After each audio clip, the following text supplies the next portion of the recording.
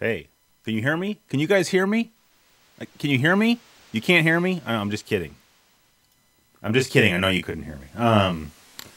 All right, so welcome to the official 6th anniversary live stream, I guess. Like I said last week, and I said down in the description there, should that be moved over a little bit? Every year I forget that July 8th is the anniversary of the show. Just because for some reason I always think that the anniversary of the show is in March, which I don't know why I think that. I just feel like I'm not centered and it bothers me. That's better. And so yeah, finally this is the first time, I guess, after 6 years I finally remembered when the anniversary of the show is. So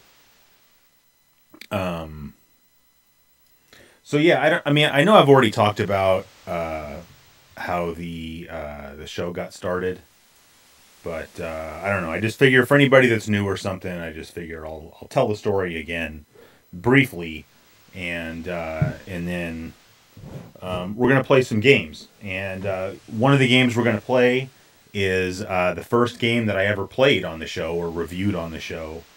And then, like I said in the description, I picked 32X. I already had the 32X hooked up right here because I was recording some 32X footage today for the show, and then it just kind of dawned on me that, you know, we've never taken a look at the 32X on a live stream, so why not do that?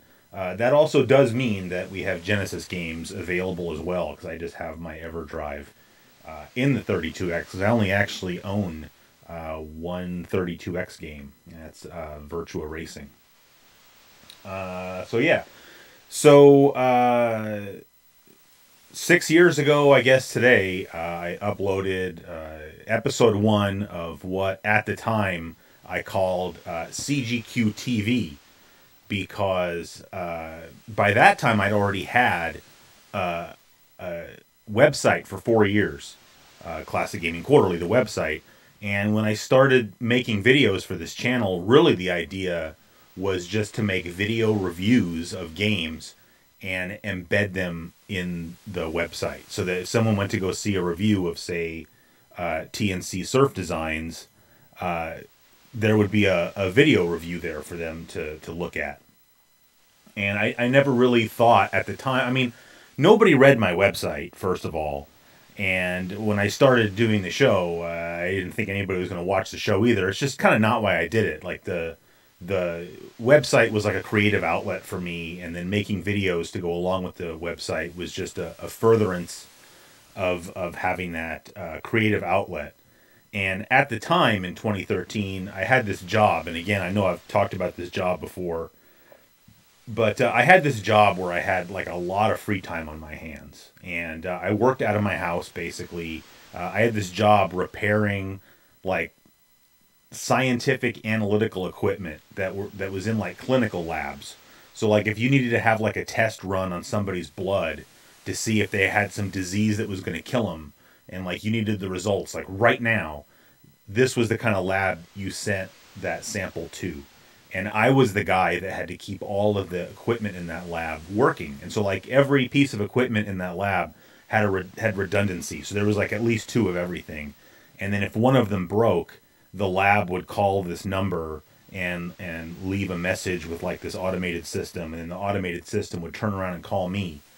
And I would have to hop in my car, although it wasn't my car. The company gave me the car too. And drive to the lab like immediately and fix their equipment. So, I mean, I worked a lot of nights and weekends and stuff too, but I mean, most people work nights and weekends. But the whole thing was that the job was designed for me to not have a whole lot to do, so that when something had to get done, I didn't have an excuse for like, oh, I can't get to that until like, you know, Thursday or something. Like, no, you have to go right now. And so for that reason, it was a lot of sitting around waiting for something to do. And, you know, so I used to go like, I mean, my game collection grew by leaps and bounds at that time, because, you know, I had this company car, I had a company gas card. I could go wherever I want and do whatever I wanted. I could put as many miles in the car and use up as much gas as I wanted, and it was all considered like one of the perks of my job. So Like I would go around to game stores, and I'd drive out of town and go to game stores. You know, as long as I stayed within like an hour or so of Sacramento so that I could get back if something happened, it wasn't a big deal. But after a while, I just got bored of, you know, doing that or laying on the couch, surfing on Reddit or whatever. And one of the things I was really into at that time also was, you know, aside from watching YouTube videos, was also listening to podcasts. And so the biggest YouTube channel that I was a fan of back then was Classic Game Room with Mark Busler. And really my early attempts at making YouTube videos was really just me doing like a Classic Game Room impression. And so he was a pretty big influence on me. And then I also used to listen to podcasts a lot. Retro Game Squad probably being the main one. There were a few others. And like just to kill time, I would go for these long walks. Like I would just leave my house and I would just go walk like 3 or 4 miles around town just because I was bored. And I would just walk and I would listen to these podcasts. And I think it just more and more made me think like that's something that I want to try doing. Like not a podcast specifically, but I just wanted to kind of create some kind of content that was not just my website, you know, like YouTube videos or something. But like I said, the whole idea with the YouTube videos was, well, that'll give me something to put on my website.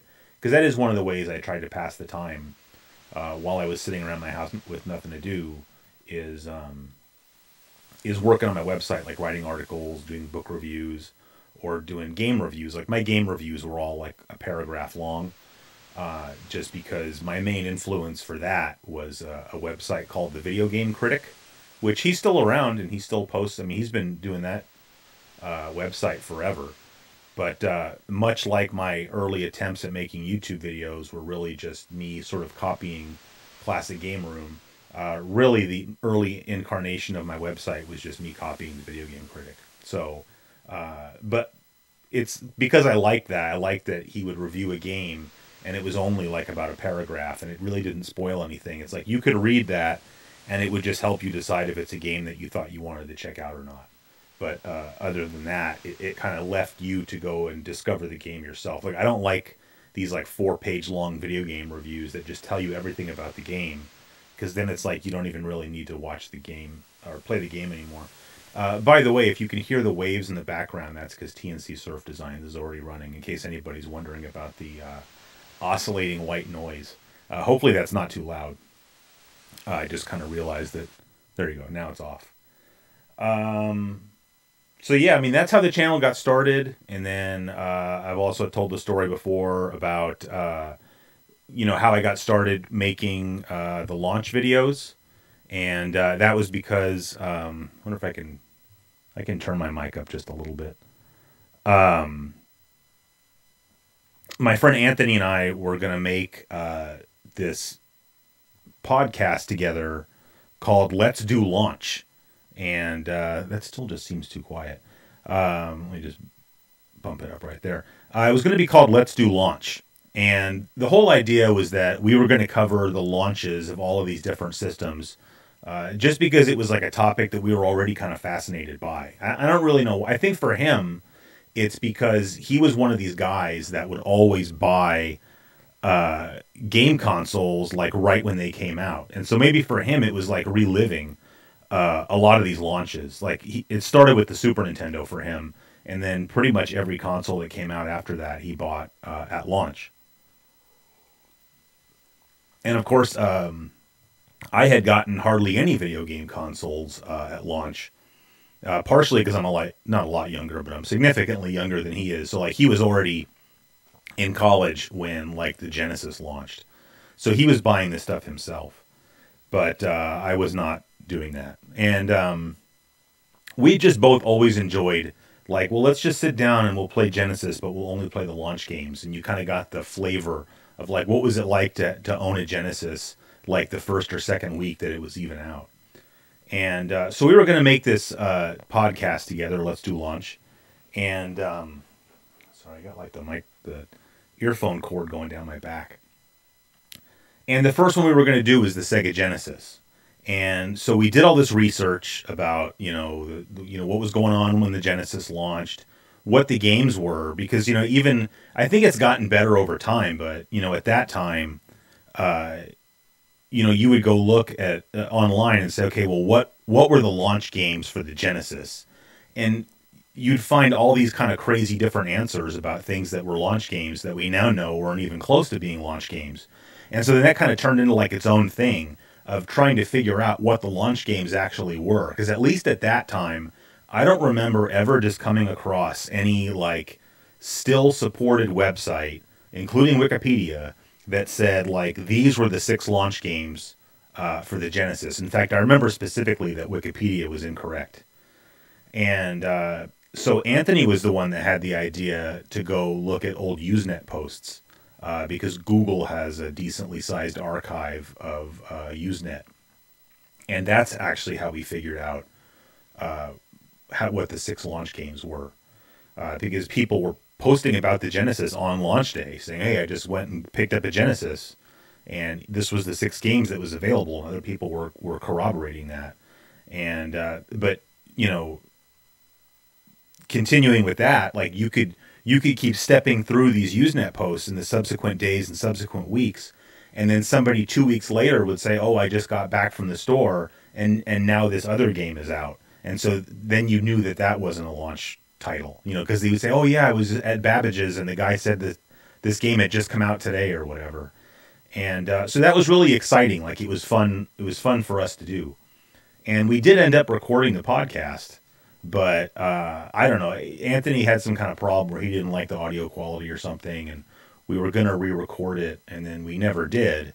And then he started his own podcast, which was Retro Blast, which I know a few of you listen to. And so we never got around to doing that Genesis launch podcast, but I had all that research that I had already done. And so I went ahead and made that Genesis launch video, which when I released it, it really wasn't any more popular than the rest of my videos. Like back then I used to get excited if a video of mine got like 100 views. But then with the exception of like the EverDrive videos, because those would do pretty well, everything else wouldn't really get a lot of views.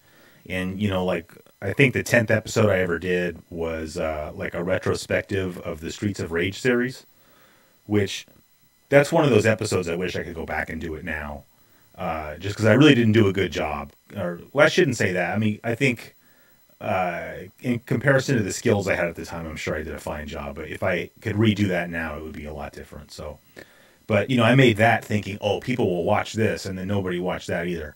But then I made the launch of the Genesis, and then I thought, oh, people will watch this, which, by the way, that video was originally titled the Sega Genesis Launch Spectacular. And that video, of course, is not publicly listed anymore because I redid it, but it is still there. And if anybody really wants to watch the original Genesis launch video, you can shoot me an email or something, and I'll send you the link. I'm not trying to hide it, or I would just delete it. I just don't really want it publicly listed on my channel, so... I made that one, and that one didn't get a whole lot of views, and then I made the TurboGrafx 16 launch video, and that one didn't get a whole lot of views either.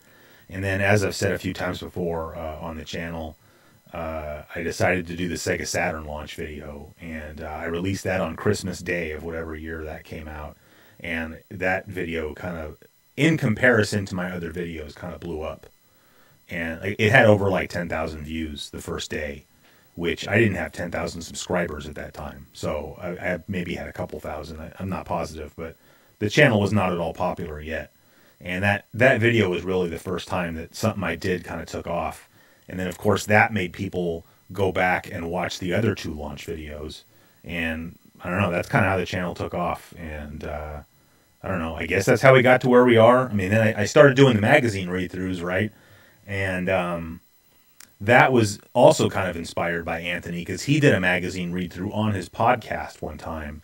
And I was listening to that, and I was just thinking, man, this would be so much better if it was a video instead of a podcast. Although, even as a podcast, somebody can go to like Retromags and download that issue and kind of read along with you. And so actually, I mean, that would be kind of cool.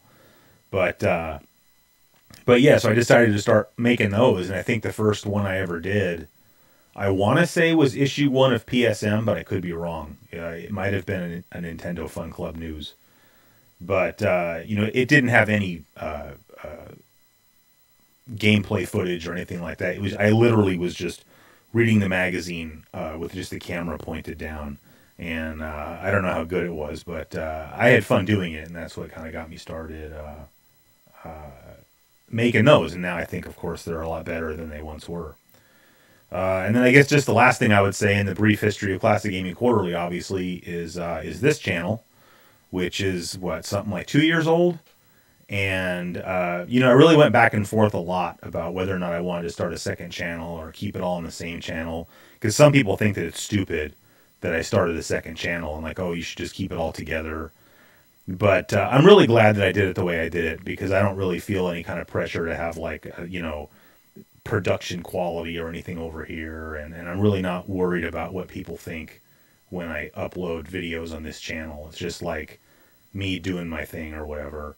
Whereas with the other channel, I feel like I have to be a lot more careful about what I upload and when I upload it and whatnot. So, so I've really enjoyed having this channel, and I really enjoy doing the flashback episodes, or even the other little random stuff like showing off a computer or something. I like doing that because the videos are quicker to make, and to me they're more personal and they're more fun to make. Not that launch videos are fun, but they're kind of fun for a different reason. You know, like I'm sure that like an author has fun writing a novel, but he probably also just writes little short stories for his own amusement, you know, in his spare time. So, so yeah, and you know, as I've said many times, the show is only what it is because of all of you guys. And so I can't tell you how much I appreciate that. And, you know, I wish I had the opportunity to meet more of you guys in person, which, you know, I'm going to be doing this fall, going to a couple or a few conventions, SAT Gamers Expo, one convention I'm not allowed to say yet, and then one convention that I don't know if I'm even going to yet or not. So, so it's always fun meeting you guys in person, because like I said, you guys are the ones that really make the show happen. So, so yeah, I appreciate it. You know, obviously the show has kind of turned into the main thing that I do now in my spare time, which I don't mind in some ways. Obviously, it's now kind of turned into a second job, but it's a really enjoyable second job. So I'm not complaining. I think having the show has kind of helped make me a better person in a lot of ways. Like, it's made me a lot more confident, I think, just in my interpersonal relationships with people. I think it's made me a better person because I think it's made me nicer. You know, I think we all have a good side and a bad side, and you know, some of us let the bad side kind of take over, and you know, maybe you're somebody who's kind of an a-hole in person. And I used to be that way too, especially like when I was in high school or even going to college. Like, you know, I had a pretty negative attitude a lot of times, and maybe wasn't nice to people a lot. And it's taken like time and wisdom to get to where I'm not, you know, like that anymore. And one of the things that I think that having my YouTube channel has really taught me is that there is value in me being like my best self. And, you know, because I just, especially with this channel, I just turned on the camera and it was just myself. Like, I'm going to talk about my childhood, but without any kind of pretense or like posturing. It's just like me talking about myself as though it was a good friend in the room, where I wasn't worried about what they thought about me, or I felt like I had to act a certain way. And I wish that more people, I guess, got the opportunity to see that there's value in letting the good part of you take over and kind of letting go of the bad part. So I don't know, maybe that's a weird thing to say, but I was kind of thinking about it. I just wanted to say that because it's the thing I'm probably most thankful for with my YouTube channel. So so now I'm going to kind of scroll through the chat box here real quick and see what's popping. And if anybody had any questions or things that need to be addressed or whatever, we'll do that. And then we're going to play some T&C Surf Designs. And then we're going to play some 32X. So that should be fun. Rockman, you said you got your 32X out last week. You couldn't get it working. So I had the same problem actually today. I couldn't get this one working. The two things you should check: one, clean the connectors both on the underside, and so it has a cartridge slot, so clean that. And then it has the edge connector on the bottom that goes into your Genesis, so you're going to want to clean that. And then if that still doesn't work, the other thing you can do is you can open up the 32X. It's just 4 Phillips head screws, so it's really easy. Pop the top off, and there's 2 ribbon cables that sometimes just need to be reseated, and it's really easy. Just like unplug them, like jiggle them a little bit, plug them back in, and you may find that that gets it working again. I think that the pins in my 32X are bent a little bit because I have to kind of apply a little bit of pressure to the back of the cartridge to get it to load, which you shouldn't have to do, obviously. So I think maybe, I don't know if maybe a game got left in there like long term while it was being stored. I mean, I didn't do that, but it's the only thing I could really think. So try that. I mean, if you can't get it working, don't like throw it out or anything. And also, I mean, check your power supply and make sure that works. Jesus Christ is here. Well, that on its own is cool. Thanks for stopping by, Jesus. He says, I wish he could convince Bithead to come on his show. He needs more exposure. I mean, Bithead's doing pretty well. He went from about 5,000 subscribers to 15,000 in short order, so that's pretty cool.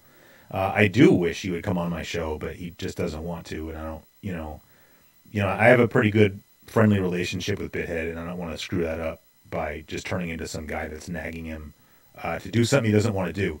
I mean, he's already married, so he already has somebody fulfilling that role in his life, so... Neil Purcell says 32X has the single greatest Hummingbird shooter I've ever played. That's, of course, Calibri, which we can check out. Oh my god, I'm way behind. I can't... I don't think I can read all this, but I'll try. I don't want people to have to sit around and watch me. I guess I was talking for a long time, so... people are saying happy 6th anniversary. I appreciate that. Thank you very much. Yeah, someone noticed that the title screen was in the background. We do not have access to 32X CD games because I don't have the Sega CD hooked up down here, so we can't do that. Chris Archer says, did you do the HTML, CSS, PHP, etc. for your site? Yeah. So my website was written in like plain HTML because I didn't know how to do that other stuff too much. So I used Adobe Dreamweaver, which I don't even know why I bothered using Adobe Dreamweaver because I actually hand wrote all the HTML because it was literally just tables because I had no idea what I was doing. So the good side is that probably you could have read my website on, you know, a 15-year-old computer, and the bad part of it is that it wasn't a very impressive looking website. Like now it's all redone. Like now I use WordPress, so now it looks kind of, you know, semi-okay. But back then, like I said, it was just tables. Drubo is getting the pulsating hissing sound. That's funny. Yeah, no, I didn't work for Agilent Technologies. I worked for one of their competitors, but yeah.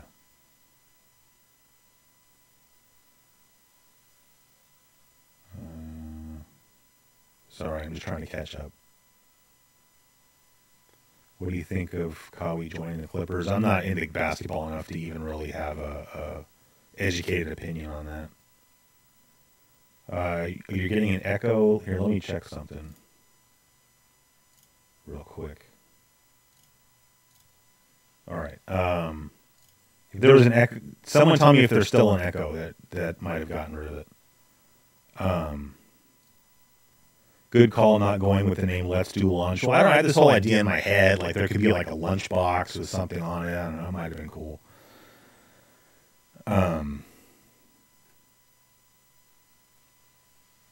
Dave Blade Gun's going to be lurking while he works. All right, whatever works. All right, well, it's too bad that it was so there was so much echo and that kind of ruined it, everything I just said a little bit. But I guess that's the problem with me not having I don't have the audio output of OBS going back into my ears. So, oh well.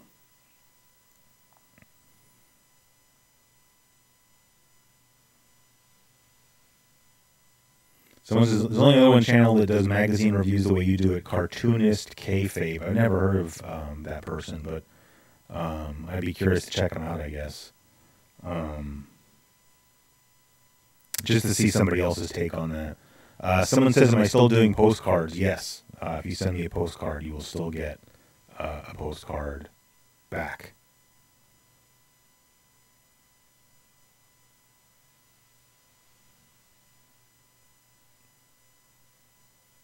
What's going on? Teresa's banning herself.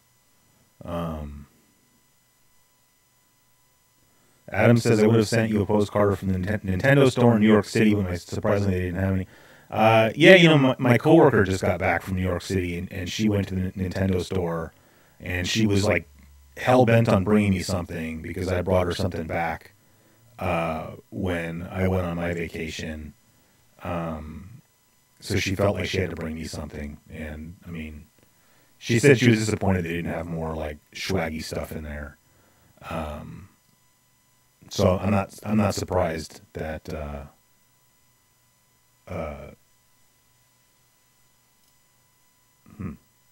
I'm not surprised they didn't have postcards. Sorry, I just saw someone said there's still an echo. Trying to think of why there'd be an echo. Well, let's think about this. So I got the microphone going in there. That comes out here and goes in here. There is no output from there. We're going to figure this out real fast. Because nobody wants to listen up. Ooh, here we go. All right. I'm going to change something, and then somebody tell me if the echo goes away. So, how about now? The input was somehow being split and going into OBS twice. I don't know if that makes sense. All right, cool. Everybody says it's gone. That's awesome. So I apologize for that. The problem is in OBS is that you can hide sources. So there was a second source that was hidden that is now not hidden. So now I can see what happened. So I'm glad we got that fixed, and that's cool. So some more stuff flew by, and I know I didn't get to see everything. I'm just way too far behind. I got $1 from Evan Magoon, so thank you, man.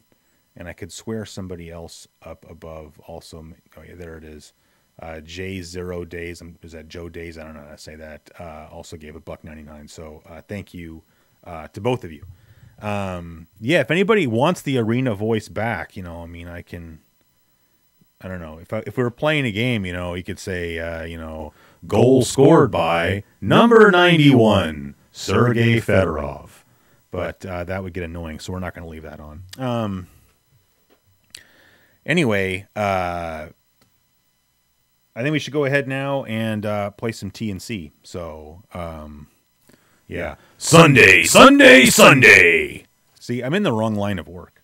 Okay, so I'm going to turn the game audio back up. So now you can hear the low-frequency oscillator with the white noise going on. Oh, Josh, thanks, man. I appreciate that. Yeah. Use your posh voice. I'm not sure what the posh voice is, but if somebody wants to tell me what that is, I will be happy to use the posh voice. All right. So we've got T&C going on up on the CRT screen up here. So now we just need to switch the view over, and then I'm going to have to make sure that this might make the echo come back for a second. Or not. Well, that's good. We good? All right. I'm making sure there's no extra inputs. Yeah, okay. And then I'll have to adjust the game audio once the game gets started here. So I believe that I'm playing my original cartridge. I can't say for sure just because I'm not positive. And we'll just do Wood and Water Rage, which is just when it does both. And if this is too quiet, somebody tell me and I'll turn it up. I don't have a good feel because like last week I thought that the game audio was too loud, but everybody else liked it. Although somebody said that the audio overall for the stream was too low, but I'm not sure that I actually agree with that. So I think people are just so used to everything on YouTube being like mastered at too high of a volume that, you know, I try to keep everything at around minus 6 dB, which is where it's supposed to be. But, you know, some people, I guess, don't. And then we're going to go with Joe Cool and Thrill a Gorilla, because that's always what you should do. Oh, yeah, and then Josh is asking about... yeah, so the guy... I got to remember the controls on this. So my channel artwork slash nope. Oh, there we go. Channel artwork slash t-shirt artwork slash postcard artwork. Pretty much the only artwork I use for the show now was drawn by the guy who came up with these characters. Not all of them. I don't think he came up with Cool Cat, but he came up with Thrilla Gorilla, and I think he came up with Joe Cool, and he drew all of the t-shirts that T&C Surf Designs sold back in the 80s, back in my heyday. And yeah, his name is Steve Nazar, and he's still around, and he still you know, is an artist, practicing artist or whatever. And somehow I found out that, you know, he was still doing stuff on Instagram, only because some guy, I guess, bought the rights to all these characters and started I forgot how to play this part. Started this company, or you want to call it, called Thrilla Crew, and they're selling some of the old T&C Surf Designs shirt, just without the actual T&C branding, because T&C is still a company that makes surfboards. So come on. Sorry, I'm not good at this part, but anyway, here we go. So I ended up buying one of those shirts, but that's how I realized that this guy was still around and he was still doing this artwork. And I mentioned to my wife one time, like, how cool would it be if I got that guy to draw my channel artwork? But that's probably going to cost like some kind of ridiculous amount of money. And so I never said anything to him. And then I don't know, one day I was just like, well, you don't know if you don't ask, right? And so I shot the guy, not an email, but like a you know, private message or whatever on Instagram. And he gave me his email address, and I basically just kind of described to him what I wanted, and you know, what the complexity of it was going to be. And he gave me a price that was like way less than I would have thought.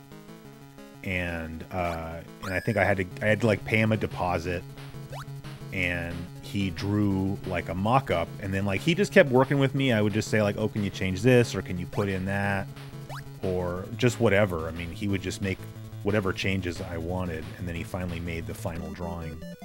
And that's how I made. Originally, I used it to make the run of T-shirts that I did, but then of course that, like I said, that's what's on the postcards, that's what's on the stickers, etc., etc. But it was just so cool for me to, you know, have that guy do my channel artwork, just because, you know, when I was a kid, like a kid and a teenager, I mean, when I was in high school, the T&C Surf Design stuff was still cool. Like, it started when I was in like elementary school, but it went all the way through until I was in high school. Kids were still wearing that stuff. And I only ever had one T&C Surf Design shirt, and literally I got it at a yard sale when I was in like the 6th grade.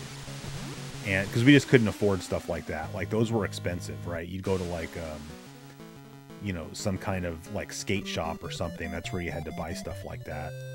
And those shorts were very expensive compared to, you know, the kind of stuff that I would wear, which normally came from like a Ross's or Marshall's or something like that, or who knows where. I mean, when you're a kid, I mean, you get T-shirts in all kinds of places, but, you know, that kind of skate wear back then was really like premium, had a premium price tag on it. And so we couldn't afford stuff like that. And so to be able to have Steve Nazar do the artwork for my show had a little bit of an extra special feeling for me. So that, you know, I guess that I did something and was successful enough at it that I could hire that guy, you know, whose shirts I could never afford as a kid, to get him to draw personalized artwork. And so that's why I was, you know, I showed it off on an episode of this show. I forgot why, but, you know, all the artwork, the hand-drawn artwork that he sent me. But, I mean, that's why I was really, really disappointed when it turned out that he accidentally threw out the original sketches for my artwork, because that was supposed to be part of the deal. because I really wanted to frame that and hang it because it meant a lot to me. But, you know, accidents happen, and, you know, he sent me a lot of other stuff to make up for it. So, I mean, you know, I told him it was all right because I'm, you know, I might want him to, you know, do something for me again later. So I wasn't about to be a prick with the guy. And plus, he was really just super nice to work with. So the fact that my artwork was gone was just, you know, something that happens. See, there's something you can do that I'm not doing. Like, I can't even get up to the top of the wave to do a flip because I feel like there's some thing I'm not pressing. I don't know. Is YouTube on the struggle bus tonight? I don't know. See, look, if I try to go up, that happens. But I remember that I had to like watch a YouTube video before I did the first episode of my show. Like, somebody had a YouTube video like that was basically like, here's how to play this game, and I had to learn how to do the surfing. Because when I had this show as a kid, I couldn't do the surfing at all. And I even mentioned it in that video. I said that I had no idea that there even was an ending to the surfing because I literally never saw it when I was a kid. We got $5.08 from Jerry Cox, who says it's for the extra 8-bit. So thanks a lot, Jerry. I appreciate that. Mr. Mass Produce says this was definitely better than Skate or Die. Yeah, I think that's probably true. Seeing if I missed anything up here, but yeah, I don't know. I mean, I mentioned last week that I had like sort of an orange bar for my stream health instead of a green bar, and it's orange again this week. And I just, I'm already streaming in 720p, so there's really not anything that I could do about it. I haven't changed anything, and it's a hardwired connection, and I have the fastest internet that I can have at my house, so there's not a whole lot else I can do about that. JL Draw says, when are you going to do a CGQ flashback on skateboarding culture of the late 80s? I mean, I don't really think I'm the best person to do something like that, just because, I was a disinterested poser at best back then. I do have an old issue of Trans World Skateboarding that I had when I was a kid, and I thought it would be kind of cool to do like a read through of that. But again, like, I wouldn't be the right person to do it really, because I can't speak intelligently about 80s skate culture except to say that, oh, I wish I had this, or I wish I had that, or those were cool pants or whatever that I couldn't afford. So I don't know how interesting that would really be to watch. Yeah, James Oakley says Chris is a cyclist. Well, maybe kind of. I wanted to go cycling again today, actually, because I didn't go to work. But I kind of had something happen here in my neighborhood today that kind of ruined my day a little bit. So I ended up not going cycling as much. We got two Brazilian dollars. I don't know. I'm very sorry. I don't know what the currency is called in Brazil, but very cool that we have someone hanging out from Brazil. So thanks for stopping by, and thank you for the donation. JL Draw says, I would ask if there would be a CGQ flashback on the roller skating phenomenon. Yeah, I'm too young to remember that for sure. Reals, oh, is that what it is? Well, see, that just goes to show what I know, which is not much. So, but in any case, thank you. But this game's pretty repetitive, and it's not the, my favorite phrase would definitely come into play here. I'm sure this game would have been a cool weekend rental back in the day. I bought it, or I asked for it to be bought for me, just because of my aforementioned fascination with anything that was T&C Surf Designs related. For what this game cost, I think I would have been a lot happier if I had instead asked, goodness, because I'm pretty sure it was my Uncle Tony that bought me this game. I should have asked him to take me over to like the skate shop and buy me a couple of t-shirts instead, because I would have enjoyed those a lot more. This is a game that I really played for a little while, and then it just went into my little game holder, never to be touched again, unless I was like really hard up for something to play, and I was just sick of everything else. One thing, it's funny, I don't think, oh, timeout. One thing I think I've never mentioned before, but the way I used to store my games, I don't know if I ever said this before, but I mean, I'm sure that all of you know this already, but you'd buy a Nintendo game back in the day. It came in a cardboard box, and inside of that was like a little styrofoam spacer, and then you had your game cartridge in there inside of a dust sleeve. That was in a bag, a little plastic bag, and then you had a instruction manual in there. So I would get the game, open it, take out the game, take out the dust cover, take out the manual, and then I'd throw the box in the garbage, which is what most of us did. I know it's horrific to hear now, but most of us threw away our boxes. That's why they're rare now. But I used to take all the dust covers and I tape them together. So I had like 7 dust covers taped together, and that was like my game holder. And I don't know why I did that. And I remember I showed Jonathan, and like Jonathan thought that was like a good idea. He showed his brother like, "Oh, look at what Chris did," which is funny because he never thought anything I did was a good idea. But yeah. And then Nev says, "How's the Dreamcast episode coming along?" It's coming along pretty well, actually. I spent most of the day today working on it, so I'm happy with how it's turning out. It's just I recorded a bunch of VO. And so then now I'm just editing. I'm adding all the little visual pieces to that. Finding, pictures of, magazine articles or magazine covers or other pictures from back in the day or newspaper articles or short video clips, which is something that really takes a long time to do. So, yeah. Brian wants to know, did you or anyone else in the chat feel the earthquakes in California the other day? I felt my entire house swaying here in Las Vegas. Yeah, that was like east of Bakersfield. So I didn't feel that up here. My mom felt that because she's a lot closer to that. And it makes sense that you would feel that being over in Vegas. But I didn't. My mom sent me a text when it happened, and I happened to be eating dinner. And so when she texted me that, I just looked up, because I have a chandelier hanging over my dining room table, and I looked at it to see if it was swinging, and it wasn't. So I don't think we really felt that much up here at all. So I think that's enough of T&C Surf Designs, and I think we should go ahead and... I kept the manuals. I just got rid of the boxes. So I think we're going to go ahead now and switch over to the 32X, because isn't that just why we're all here? So I'm going to switch the view back over. And I think the only thing I have to unplug and plug back in is the SCART cable. Everything else should be already set up. So I'm going to have to kind of reach over you guys a little bit.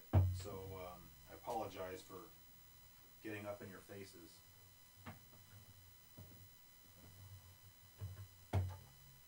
That was a brand new SCART cable I just got, by the way, the Nintendo. That was a brand new SCART cable that I just got from, what are they called? Retro gaming cables? I don't know. It was more about the build quality. The cable I was using was not very good build quality, and this one's a lot nicer. Oh, I have to plug in the AC adapter too. I was buying SCART cables from that chick down in Florida.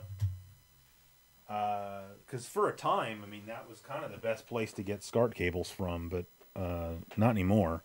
I think Retro Gaming Cables makes pretty good SCART cables. So I just wanted something with a nicer build quality. Like the cable that I had didn't have like audio interference or anything like that. So, all right, turn that on.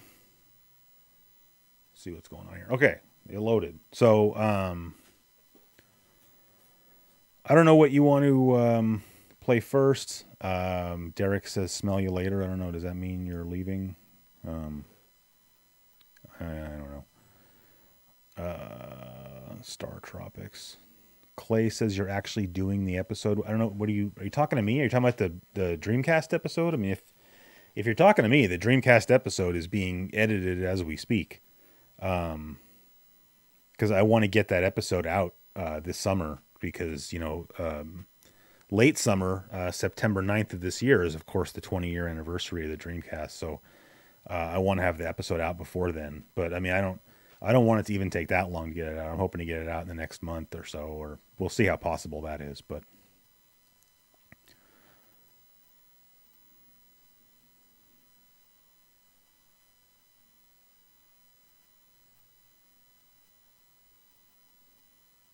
yeah, all right. You guys are hilarious with the armpits. Cosmic Carnage. I'm probably not going to play Cosmic Carnage. I got $5 from Smoke Monster. Thanks, Smoke. And thanks for stopping by, perhaps more importantly. I didn't want to say this to you because I didn't want you to take it the wrong way. I meant this in the nicest way possible, though. I watched your beat 'em up stream the other night. I fell asleep watching it, but not because it was boring, but just because I was tired. And it was kind of funny. So I was working on the show, the Dreamcast launch episode, and I was down here recording gameplay footage, and I realized that my little external hard drive that I use for, you know, shuttling game footage up and down the stairs was upstairs. And so I went up to get it. And then I think I saw your tweet saying that you were streaming. And I'm like, I'm going to go check out the stream for a few minutes. And so I grabbed my iPad and I went and laid in bed and was watching it. And I was just so tired that I ended up falling asleep, which surprised my wife because she didn't, you know, I never said goodnight or anything because I really was just going upstairs to get my hard drive. And that's what ended up happening. But I enjoyed watching as much as I saw before I went to bed.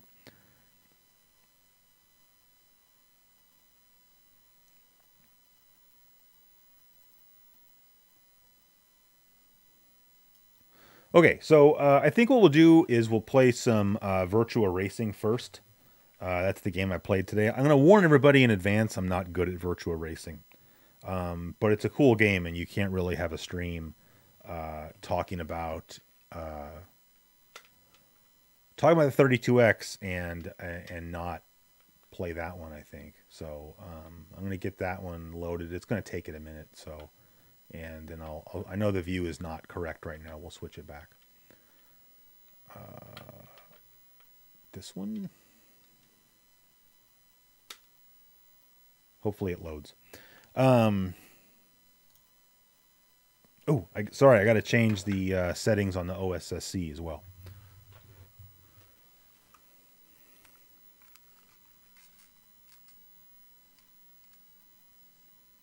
There we go. Okay, and then I saw it scrolled by already, but I saw that Nev was asking how long it takes to make an episode. It's funny, that's probably the number one question I get. He says, "Yeah, how long does it take your videos to make?" It's hard to answer. It takes a really, really long time. So I worked on my show today for a few hours, and literally the timeline already had the voiceover in it, and I was just finding visual material to line up, you know. And I probably did maybe at the most 2 minutes of the episode got edited. So I always tell people it takes an hour a minute. 1 hour of editing per 1 minute of footage. And I've actually talked to other people who make YouTube content, and they say that's pretty common. Like 1 hour of work per 1 minute of show. So... but not all the show's even been written yet. It's just like I've written a lot of the first part of the show when I'm going through the historical whatnots. And so I'm editing that together, sort of like Act 1. It's sort of like I'm setting the stage for talking about, you know, why the Dreamcast was being developed, when it was being developed, et cetera, et cetera. So I already recorded the voiceover for that. And so that way, because sometimes it's just like I'm tired of doing research and writing. And so this way I have some editing that I can do. And then I can also, as time allows, go back to researching and writing the latter parts of the episode and then recording them over here at my little recording station. And then, you know, edit that as well. So yeah. Okay. Well, the game loaded, so that's good. I was kind of worried because I tried to load a couple of games on here and they didn't want to load. I don't know if there's something about the ROM revision that doesn't get along with my setup or something. Yeah, the soothing smoke monster aesthetic. I agree.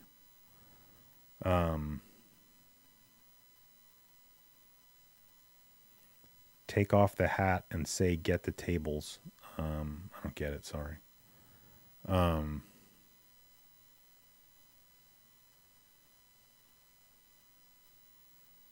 Yeah, anyway. And then this episode is taking a minute for minute. That's very true. Yeah, Ryan says his son teabags him. I just finally watched that episode today, the new Bithead episode. And, once he got into just doing the whole records thing, it was like, yeah, that's fine and whatever. But, when he was just talking about all the other stuff, I mean, he was really kind of on today, which I appreciate. So let's see here. We need to turn up the volume now.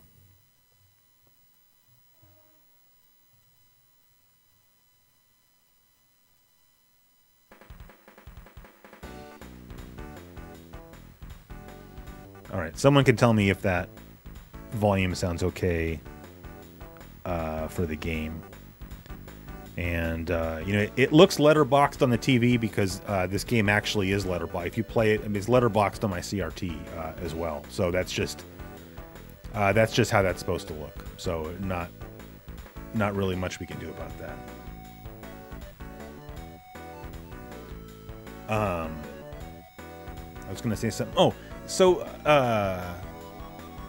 you say, I guess Classic doesn't know who Bubba Ray Dudley is. No, I'm sorry. I don't. Sorry. So somebody asked way a long time ago, and hopefully they're still here. Somebody asked if I ever got into pinball. And so I didn't really mention pinball too much in, like, that was the first episode of Flashback, wasn't it? When I was talking about going to Sam's, right, and playing the arcade games at Sam's. There were, of course, pinball machines there, and I did play them, but not that much. You got to remember, I was a little kid going to Sam's. I was like 7. I think while we lived there, I was like 7 and 8. And I was just, I as I've talked about before, I was horrible at video games when I was a kid. I'm not that great at them now. I had really bad hand-eye coordination, and I just could not play pinball games. Like, I was awful at them.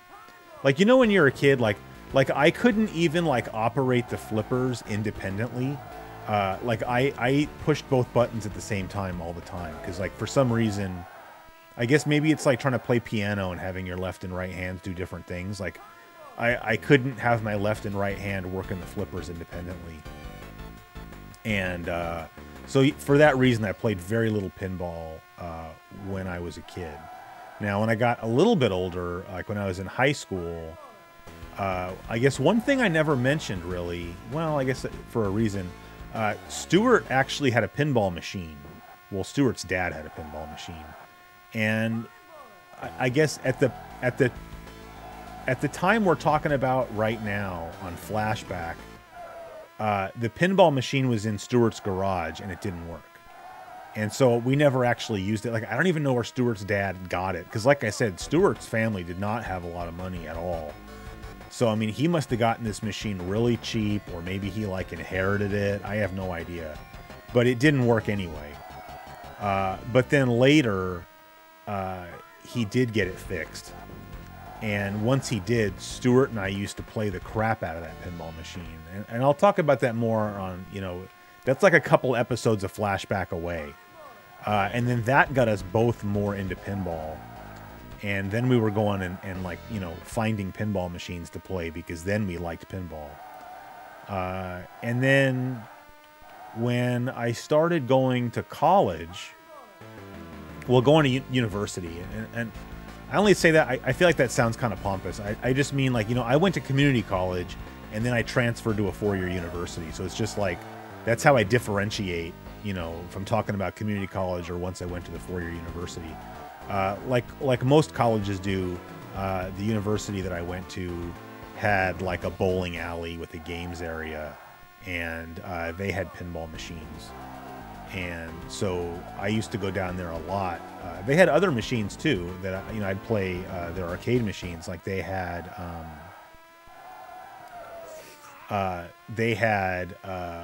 Super Puzzle Fighter 2 Turbo arcade machine, which I've mentioned on the show before. Like that's the only arcade game I ever beat on one coin. So I'm very proud of that. But they also had pinball machines, and whoever the guy was who was in charge of the games, like, had really good taste in pinball machines. Because he always made sure they had like the good ones, and he would even put up like I don't know if it was some website or something. Like he printed out like what the top rated pinball machines of all time were. Like he had that printed out and hanging on the wall because like all 4 of the pinball machines that they had running in there were like on the top of that list. Like it was like Monster Madness and Theater of Magic, and I forgot what the other ones were, but so I went down there and was playing those, and like I really fell in love with Theater of Magic. Like I used to play the crap out of that game. So and then because that got me interested in pinball again. Then I started buying like the pinball collections that were coming out, like the Pinball Hall of Fame stuff for the PS2 and whatnot. So now I really like pinball. Now, unfortunately, even though I work at the university where I went to school, they got rid of the games area. They don't have pinball machines anymore, which is a huge shame. So anyway, that's a run around one of the tracks in Virtua Racing, and now I just want to scroll back real quick and see what I might have missed. Oh, it was Adam that asked about pinball. Well, okay, I'm glad you're still here then. Was there ever a steering wheel for Sega Genesis for this game? I don't know. Was there ever a Genesis steering wheel? I feel like there must have been. Oh, JL Draw quoting Pinball Wizard. So I mentioned, right? Didn't I talk about Mr. Snyder? The history teacher I had in like 7th or 8th grade, and we used to do the sing-alongs. Did I talk about that in an episode of Flashback? Because Pinball Wizard was one of the songs that we did in that class, and I still love that song to this day. I used to drive my old Volkswagen around, and I would put that song on and roll the windows down and just crank it.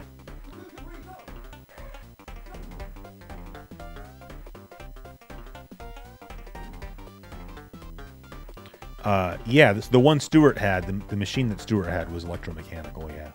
It was an older machine. I can't remember. You'd love to hear what machine it is? I'd love to know what machine it is. I don't know. And I don't even know if I saw it, if I would know. But I've spent time looking through, like, you know, listings of old pinball machines to try to figure out what it was, just because I'd love to play it again if I could find it somewhere, so... JL Draw says I wouldn't know what Pompous is. Yeah, well, it's just, I appreciate that, but it's just, I'm cognizant of trying not to come off that way, so.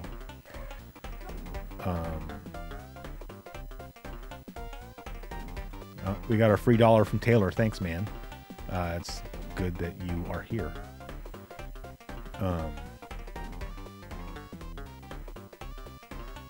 Maybe the California taxpayers didn't like paying for a bowling alley. Well, the California taxpayers were not paying for a bowling alley. The bowling alley was run by the student union and was self-supporting. So, yeah. Do you have any interest in doing a virtual pinball video? I mean, I could do a stream of pinball games some night. I mean, I'm definitely not against it. I don't think I currently own anything, but I mean, I could buy, you know, I could buy like Pinball Hall of Fame or something for, what is it, on PS4 maybe or something. Jameson said, could you post the top 100 NES games? I hacked an NES Mini and want to reduce the number of games down. I mean, I could go through and see what games I have on mine. It certainly isn't 100. I just put some of my favorite games on there. So 100 is a lot. I wouldn't put that many on there.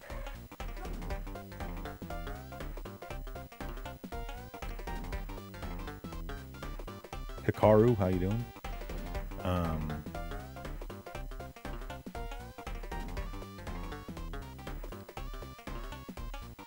Morpheus has an important question because it's in all caps. I don't mean to ask you an off-topic question, but did you ever own and play an Xbox 360?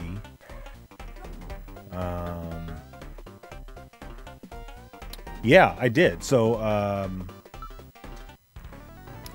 don't know how many of you guys might remember this, but I mean, what year did the Xbox 360 come out? Like in 05, 06?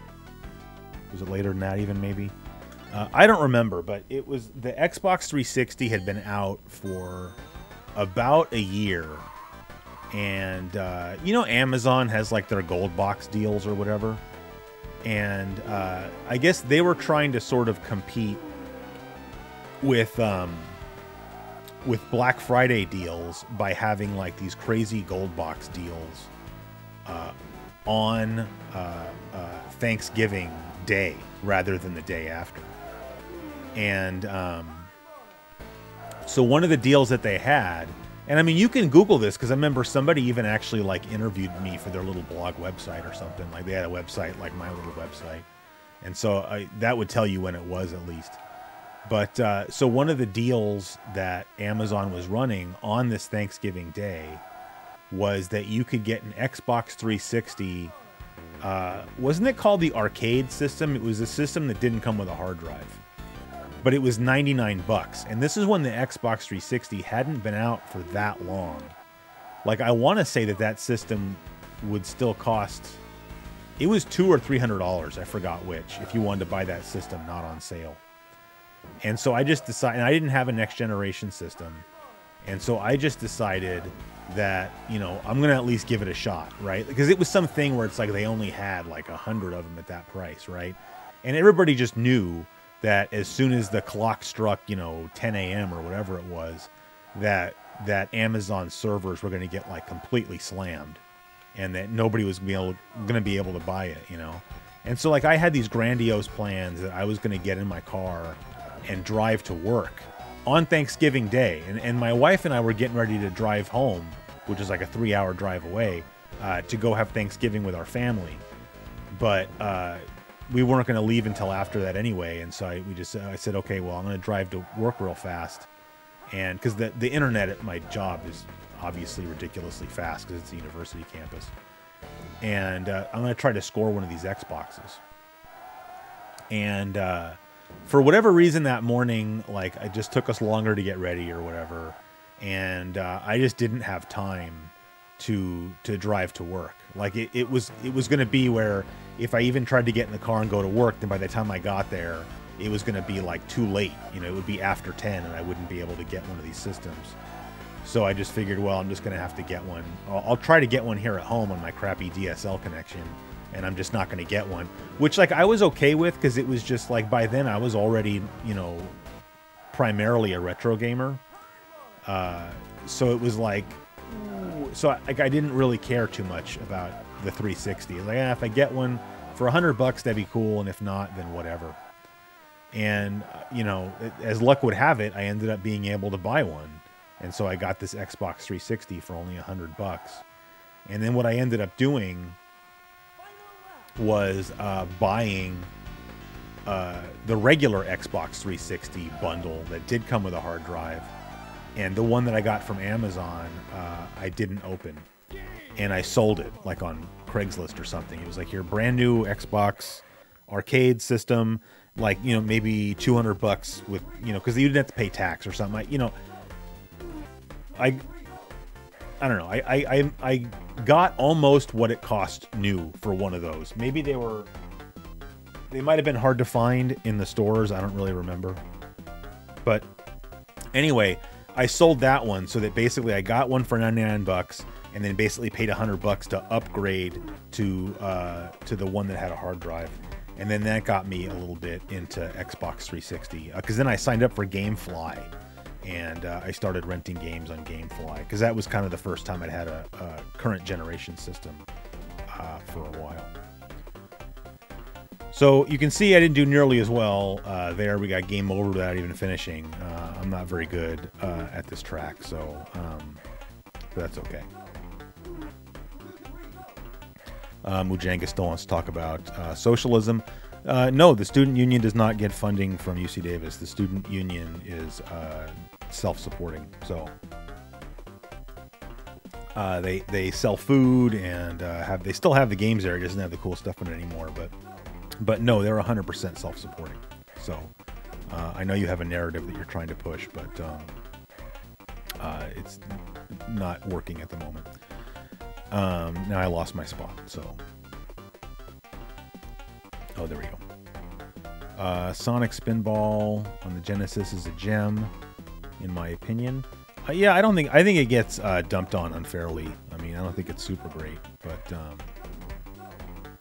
but it's definitely not bad. Oh, okay. Josh says it came out 11/22/05. So this would have been, I bet,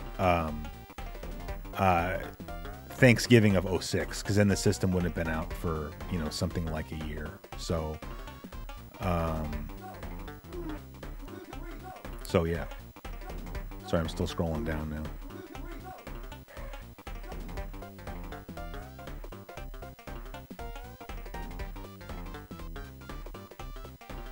Oh, we got $5 from Brandon Campbell Diamond. Thanks, man. Uh-oh, we got somebody in here causing trouble. What's going on? Teresa's on it, so I'm not going to worry about it. Oh, Johnny stopped by. Thanks for the 10 spot, man. And thanks for stopping by. It was kind of, you're the one that gave me the idea to do an anniversary live stream in the first place. So, so thanks for being here. So I don't know. What do you guys think? I feel like maybe we should change games now. I mean, that was 2 tracks in Virtua Racing, but then I don't know what. We could do Calibri, right? Because somebody mentioned Calibri. Oh, Star Wars. That would be a good one to do too. I agree. Let's do Calibri real quick, and then we'll do Star Wars after that. What's going on? Oh, okay, good. Sorry, the chat filter or whatever is being extra aggro today. So if you say the ASS word, your comment gets held for review. So if you post something like that, it doesn't go right away. That's why. So don't worry about it. You're not in trouble or anything. It's just I'm trying to keep the trolls at bay. You know. Easy Cake Oven. I like your name there, and thank you. It's amazing how popular those flashback videos are. I guess popular is not the right word because they don't get that many views, but they've definitely connected with a lot of people, and that's what's important. I don't really care how many people watch CGQ Plus, but the community that it's formed is really awesome. Did you change your profile picture there, Drubo? I don't remember it being an orangutan. Yeah, Cody, I'm not saying it's a dirty word. I'm just saying that you know, you can say ass. I'm okay with it, but YouTube's not okay with it. So I added a bunch of new words though to the filter. You know, because when I was hanging out with My Life in Gaming on their live stream a couple of weeks back. They had a lot of trolls. Well, they had one troll, let's be real. They had one troll that just had 19 different accounts. But based on a lot of the words he was using, I added some stuff to the filter. So now I have not... I'm not sure I've ever played this game. So if I have, very little. So we're going to kind of check this one out for the first time together. But it's a shooter, and who doesn't love that? Rockman says, is that a 32X EverDrive? It's just a Genesis EverDrive. You can use any Genesis EverDrive with your 32X. You have to actually have a 32X, though. It doesn't act like a 32X, but it will load 32X ROMs onto your 32X. So we got $6.21 from Hikaru. 621, that's Phil's rental code. For anybody who's a fan of Bithead. Thanks, Hikaru. You said that your top 5 Genesis games are Gunstar Heroes, Phantasy Star 4, Glay Lancer, Kadash, and Shining Force. So do you think that Kadash on the Genesis and Mega Drive is better than the PC Engine and TurboGrafx version? I'd be curious to hear your thoughts. I haven't played the Genesis version that much, so I don't super have an opinion about that. But I do like the TurboGrafx version. Teresa says, you swear you've seen me play this game. No, you saw me play... Oh, now I'm not going to remember the name of the game. Oh, it was on the Amiga, and I played it for you guys because I love the music. But it's like an insect-based shooter... and I cannot remember the name of Apidia. Apidia. So I think that's probably what you're thinking of, because this game kind of looks similar to Apidia. We've never played 32X before in a live stream, so yeah. Mr. Mass Produce says, you drive for a living, so hearing my stories are a great way to pass the time. Well, we're still working on getting all of the flashback episodes turned into podcasts. Friend of the show named Charlie is working on that. He's you know, stripping the audio out of all of the episodes of flashback and sort of doing some, you know, audio engineering to make them sound better, and then I'm going to upload them as podcasts so that people can listen to them while they're driving. So hopefully that should be cool. What's up, Wookie? Daniel says, have you done a 3DO video? No, I have not done a 3DO video of any kind, live stream or otherwise. I would like to do a show on the main channel, like history of the... What are we doing here? How do you shoot? Are these like my friends that I have to talk to? Like I want to do like not a launch of the 3DO, but you could imagine just like maybe a history of the 3DO kind of thing. Oh wow, you can like zoom around. Look at that. And but I would also just like to do a live stream with the 3DO. So, but you know, we'll see whenever that happens. I have no idea what I'm supposed to be doing. If anybody knows what I'm supposed to be doing here, aside from admiring the awesome graphics, let me know. Michael's Workshop says, any Tandy videos coming soon? I don't know. Maybe not. I don't know. I mean, I kind of did my,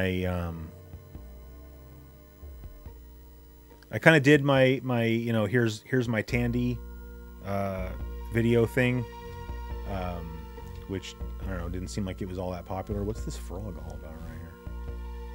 Can you talk to the frog? Oh, so Derek says, see the dripping flower, pollinate that. All right. That was down in the corner, right? And then somebody said that, like, low-key 3DO disc. I don't know if you're talking about how do you pollinate it. Just why is this dude getting all up in my business? This is a weird game, man. I just don't think that the 3DO needs like a launch video. I think you could just do one video that's sort of like, here's the history of like the 3DO like, to me that's the interesting story anyway. Is like, you can just say like, you know, here's what's up with Trip Hawkins, and then he you know, left EA, formed his own company, came up with this whole different business model for having a game console.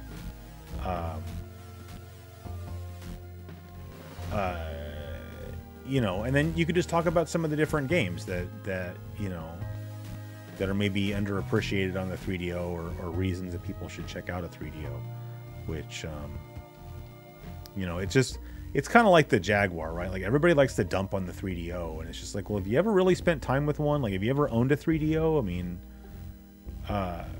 you know, it has no copy protection, so like, you can burn games. Like, there's plenty of good games in the 3DO. It didn't sell well back in the day because it was hellaciously expensive, not because it's a piece of crap system. But, you know, it's like, I forgot what video I said that in, but, you know, people like to repeat things they hear other people say, and that's definitely true when it comes to things like the 3DO. Has anybody posted anything? Tell me what to do, because I have no idea what I'm doing in this game. You do Hummingbird things, right? Yeah, pollinate how, dude? I don't... Is there a pollinate button that I'm not seeing? Do hummingbirds even... Do hummingbirds pollinate? I mean, isn't that what bees do? All right, so where am I even? Why are these people giving me the business? See, the A button does nothing. The B button does nothing. And the C button makes me kind of zoom around. This is why it's nice to have the instructions. I thought it was going to be like shooting stuff. Smash that pollinate button. Yeah.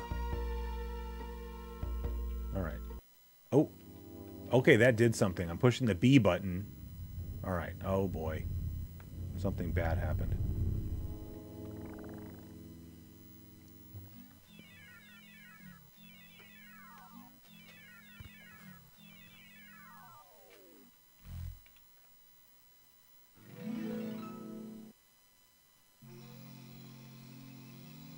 What is that, like the...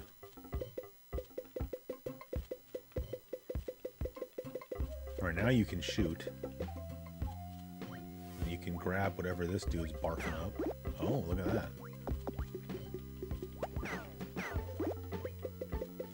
Get our Hummingbird all optioned out here.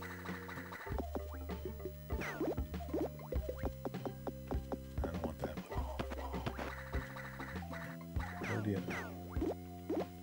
Where'd that spread gun go? All right, well, whatever.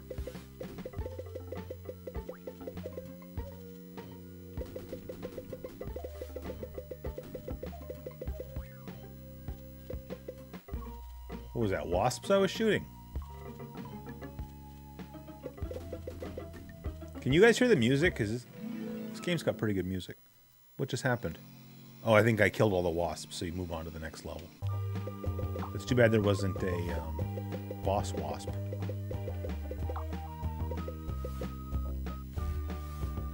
A button still doesn't do anything. Oh, here we go. That's a much stronger weapon. I just lost it.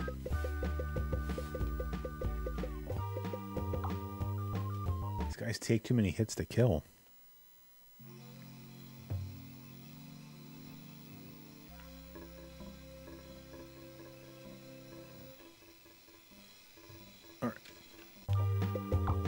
I turned up the volume a little bit because it was too low. So it has kind of a, the soundtrack has kind of a new age jazz thing going on. So,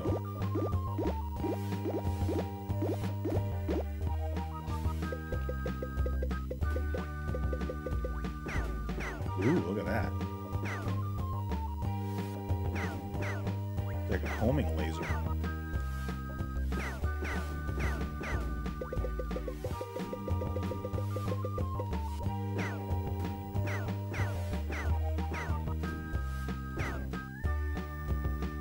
Anybody else getting motion sickness, or just me?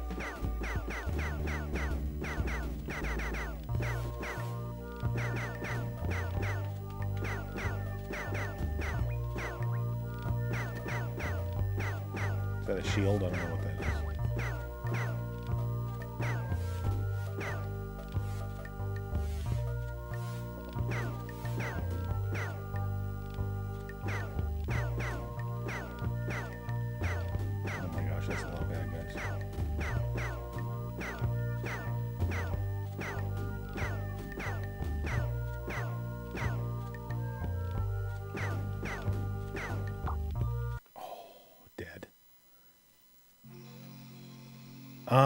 I don't know, man. Do we want to keep playing this one? It's okay, but I almost feel like, you know, like I would feel like I got my money's worth out of it if we wanted to stop and play, like, you know, Star Wars or something.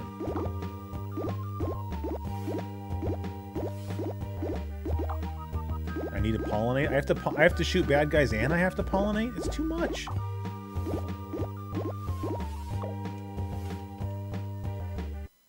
That's enough of that. I think it's making me a little bit sick, to be honest. So it was. I mean, it's a cool game. I wouldn't mind playing that one again, like just on my own time or something. But Morpheus says, for the love of retro gaming, please buy an Action Max video game console and do a live stream. Yeah, I think we talked about that already, didn't we? I had an Action Max. When I was a kid, because I think my dad picked it up for, like, you know, $20 or something. So it's going to take a minute to load because these are bigger ROMs. So I'm going to scroll back up real quick.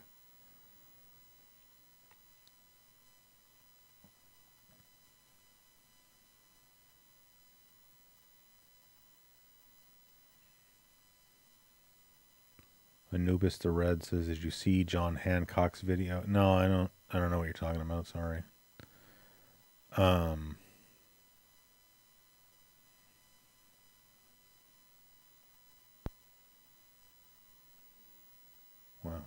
One thing I like about the 32X is that a lot of the games have different Sega intros, which is kind of fun to check out.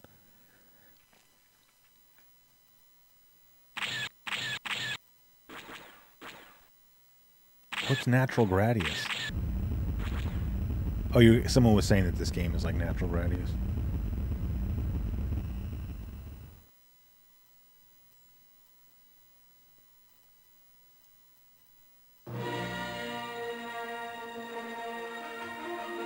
Oh, thanks, Fluffy Pockets.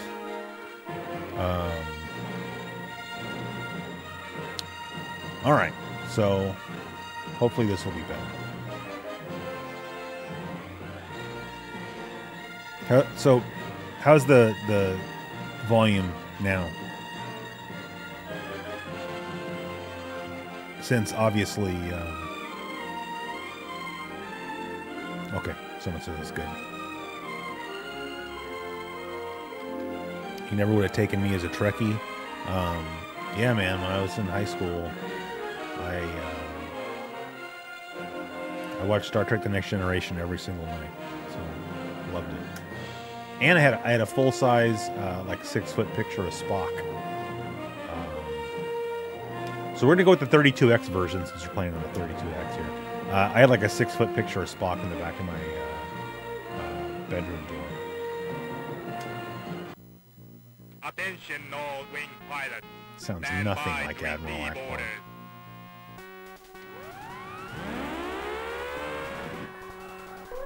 Hopefully this doesn't need a 6-button controller.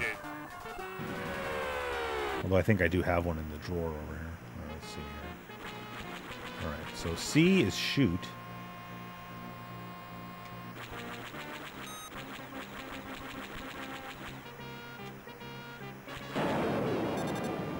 Are there like missiles you can shoot or not? Not really. Wow, this game's pretty cool. I mean, it's not as cool as X-Wing, but I mean, we're not playing on a computer, so we have to keep our expectations in check. Yeah. Oh, I see. Okay, B speeds you up, and A slows you down. All right. So if there, I don't know if this game like requires a 6-button controller or something to have. I don't know if there's other weapons you can have. Seems like you should have like missiles or something. But maybe I'm just thinking about X-Wing for the PC, because then you have missiles. Where is he?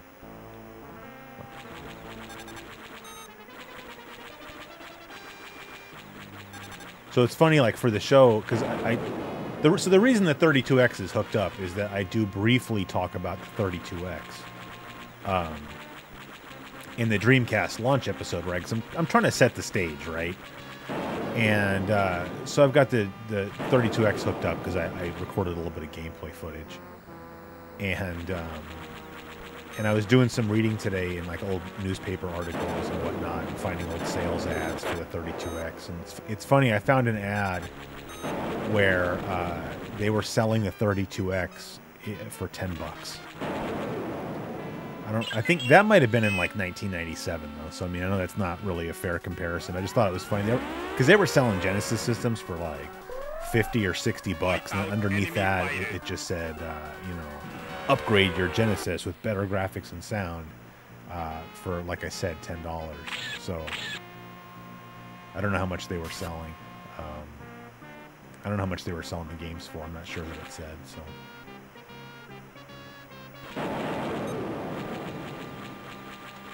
But that's why, you know, for those of you that saw on Twitter, I posted that thing about somebody was advertising Sega tapes. And that's because I was just doing a search in newspapers for Sega. I don't know if I put 32X or what I put, but that's how that popped up. I just thought it was funny. Because, like, you know, you always hear about, you know, like old people calling them tapes. And I don't remember exactly who, but I do remember when I was a kid. Somebody saying like game tapes, but I think that's the first time I've ever seen it in print before.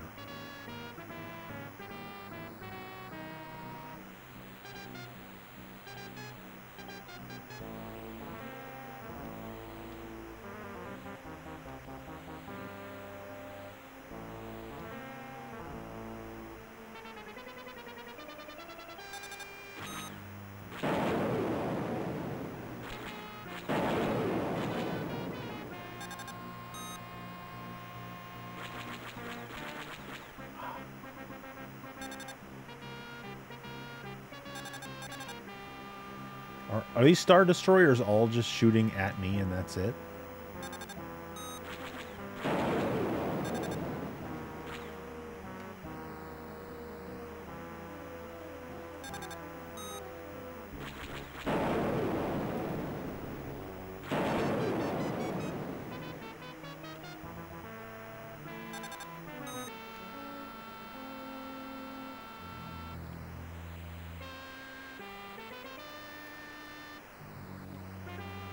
This is not too boring to watch, but it's fun to play for whatever that's worth.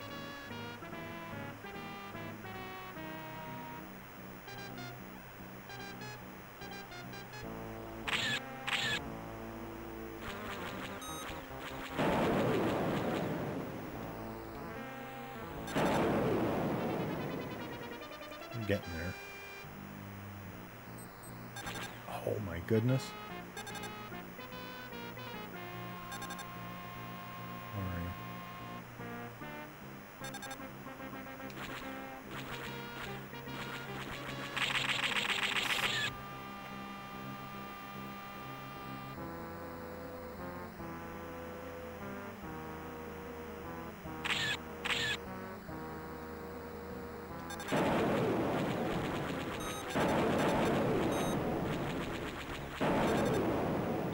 That was like 4 in a row, pretty quickly there. We only have 3 left. 2, 1. That should be it. Yeah.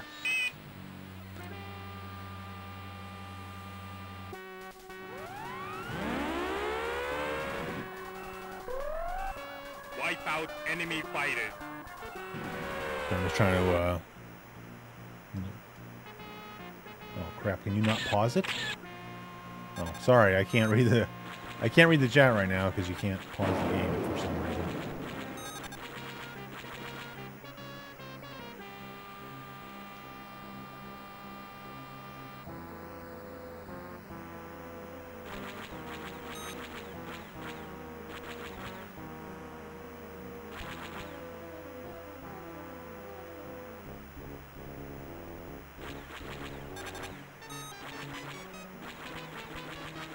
I feel like this level all of a sudden got harder. These guys are like real squirrely. To say nothing of the asteroids.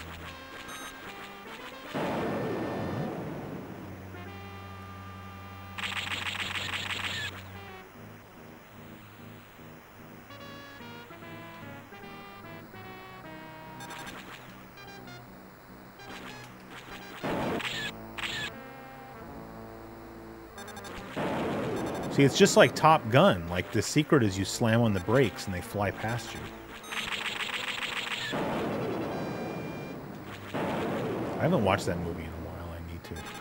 Was it somebody in here? Somebody made me angry last week saying they didn't like Top Gun. I don't remember if that was here in the live stream or if it was somebody in person or something, or somebody online. How can you not like Top Gun? Oh, no, I remember. It was at work.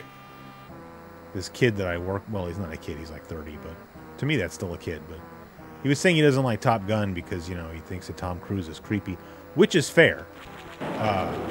But, you know, Top Gun came out before everybody knew that Tom Cruise was creepy, so.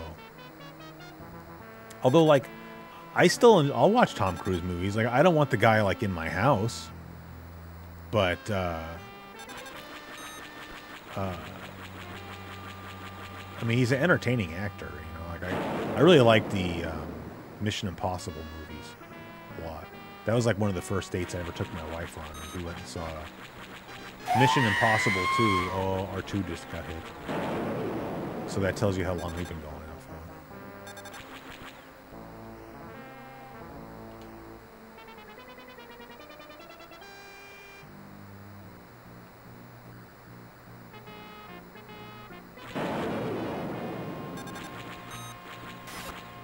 I guess you can't shoot those.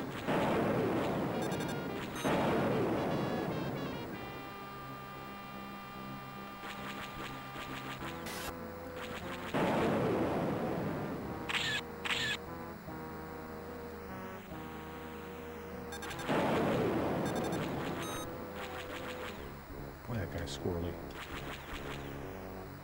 Oh, you can shoot him. All right, it was just a bad shot.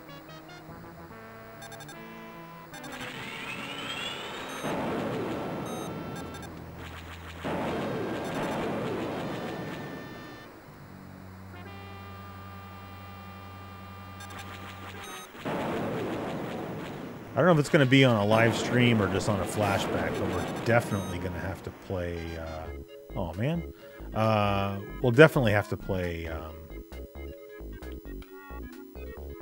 X-Wing at some point. All right, do we really have to go through this? I like the font.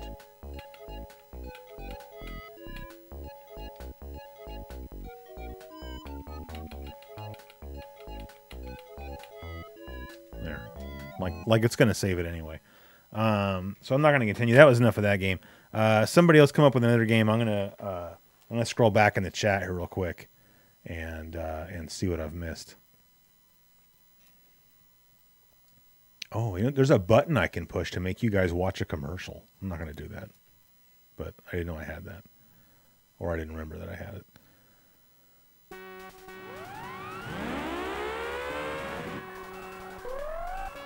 Wipe out enemy fighters.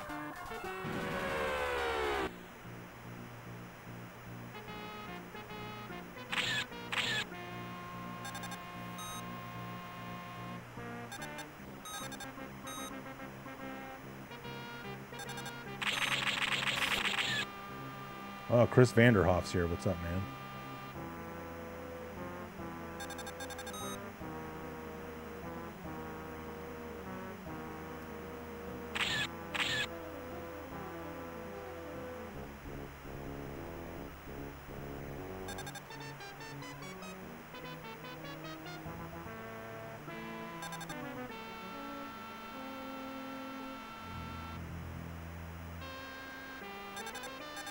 Oh, hey, Otero.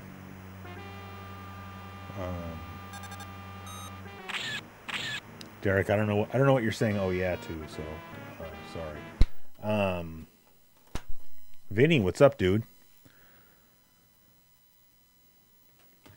All right, so I thought of something I want to check out, which I guess is going to be another rail shooter. Oh well, Ryan. That's what I was going to. I was going to play a Space Harrier, so we're on the same page. Just because I seem to remember that this is a really good version of Space Harrier, which makes sense. So we don't have to play it for long. There's a Dune on the 32X. Is it like Dune on the computer, or what is that like? Because if so, that's probably not really a great live stream.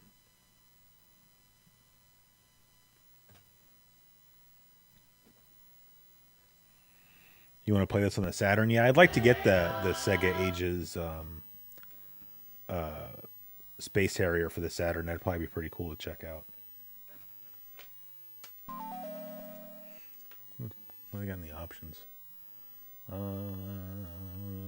Nothing important. Welcome to the fantasy zone. Get ready. And just once again, I'll point out that the game is letterboxed on the CRT, so that's just that's how it's supposed to look. Really, you can get killed by a cloud? And this definitely looks way better than the Genesis version, which was, of course, a launch game. That is technically Space Harrier 2, but I mean, it's practically the same game.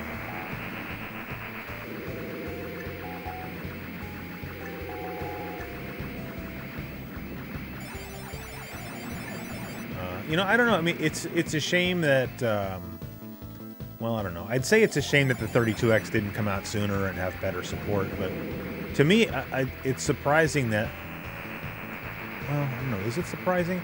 You could say that the Saturn should have had like backwards compatibility with the 32X, but like,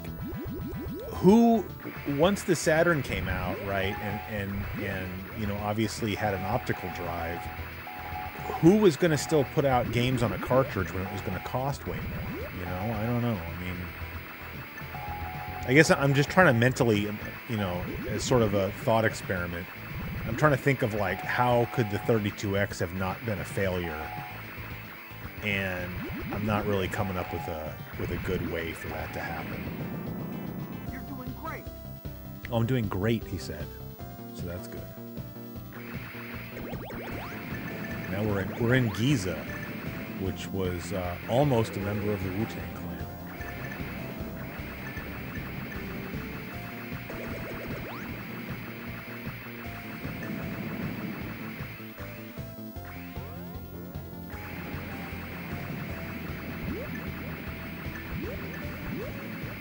Somebody left a comment on one of my older live stream archives a few days ago, damn it, saying how they kind of missed the old layout because then the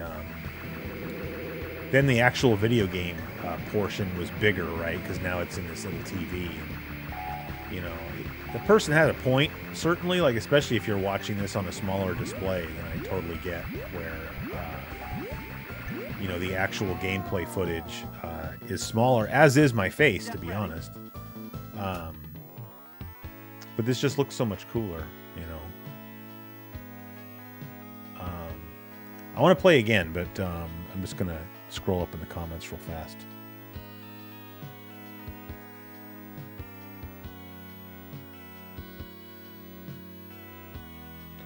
Where did you learn to fly?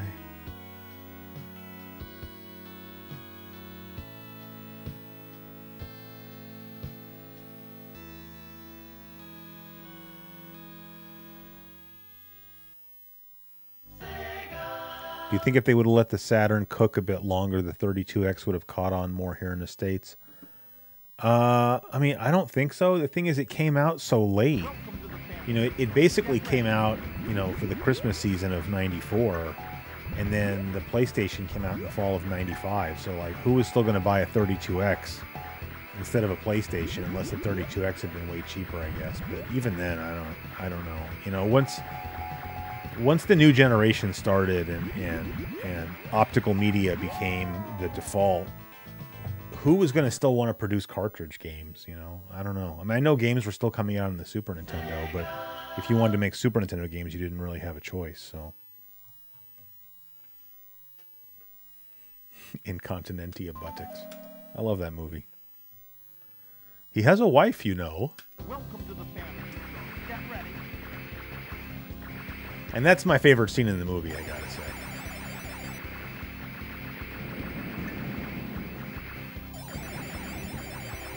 You will find yourself in the stockade very quickly with wanton behavior like that.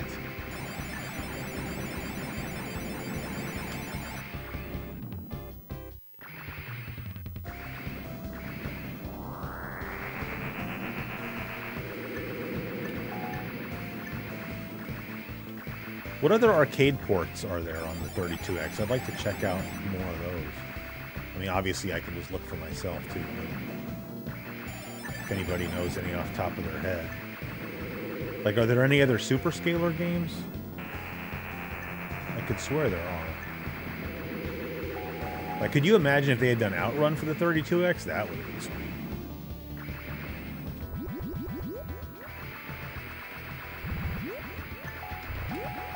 Oh, sorry. Get ready. Many more battle scenes will soon be available. What does that mean?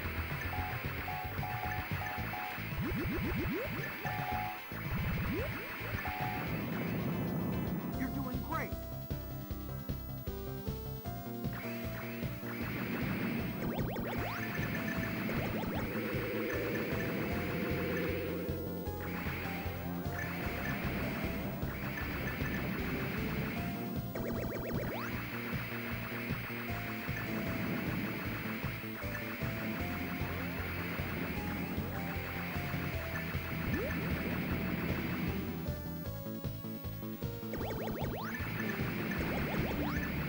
You know, this would have been a good platform to release the Revenge of Death Adder on, too, actually. Because the Genesis on its own... what was I supposed to do there? The Genesis on its own really couldn't have handled Revenge of Death Adder without making the graphics... without downgrading them significantly. But it could have come out in the 32X. And I still don't understand why it didn't come out in the Saturn, except that I know that they were... especially once Bernie Stolar took over, you know, they didn't want to put 2D games on the Saturn.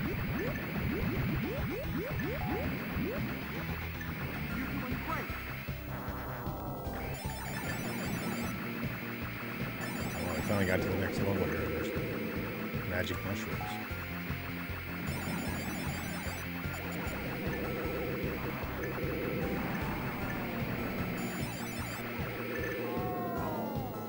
Last life. Get Ooh. ready. Nope. Last life.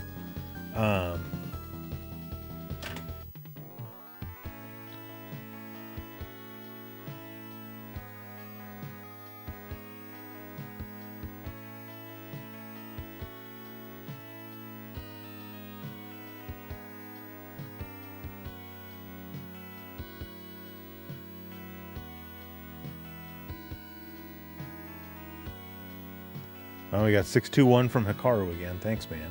Saturn is only still popular because of the shmup tax. Yeah. I mean, I don't know. I like the Saturn a lot, but certainly that has helped make it more popular with a lot of gamers. Thank you very much for the 621 again. All right, so we're going to go ahead and power cycle the system again.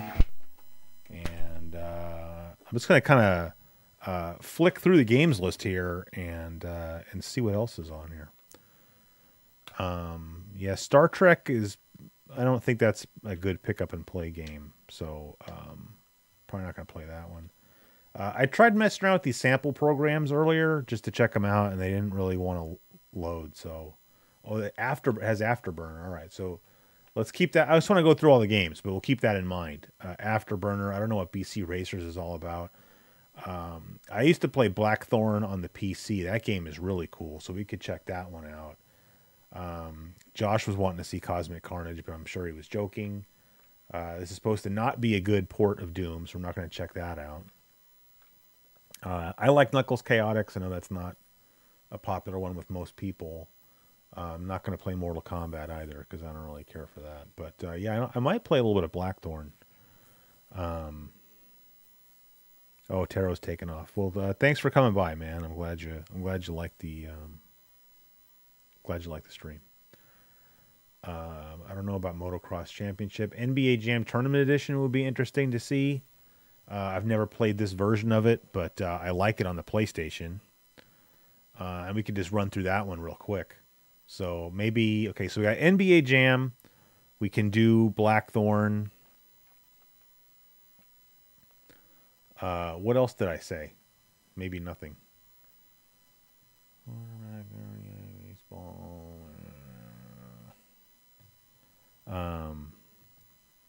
Yeah, all right. So I want to check out NBA Jam. I'm personally curious about that one. But yeah, we could check out some Afterburner too. I would be interested to see how that looks.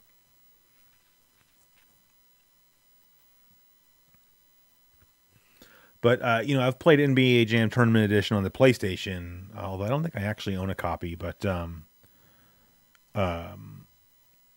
know, I played that for the launch video, however many years ago that was. But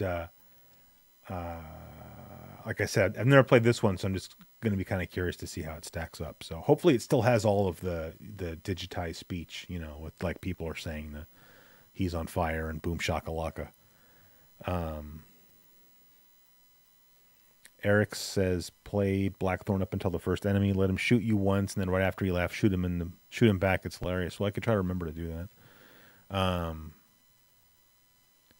And oh, hey, Mike's here. What's up, man? Mike, he says T-Mech is surprisingly good. Really, we're gonna do this again? So some games for some reason don't want to load. I don't know if it's because the ROM is bad somehow or something, but you can see that NBA Jam's not loading. So unfortunately, we don't get to play that one. So rather than wasting time staring at it like it's going to do anything, I'm going to move on to trying to play Blackthorne. Hikaru says, anybody here older than 7784? Yeah, I'm significantly older than that.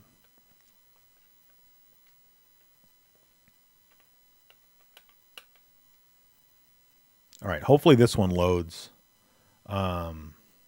I'm kind of hot down here and I'm kind of thirsty. So while this is loading, I'm going to run upstairs and I'm going to get something to drink. So I'm going to start this loading and then I'll be back in a second.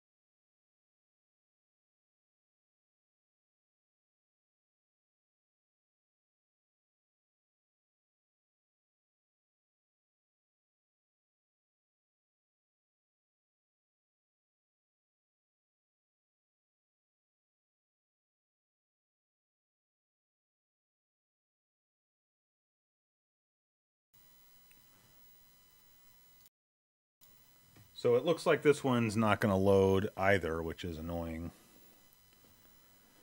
I could run upstairs and get my Mega EverDrive.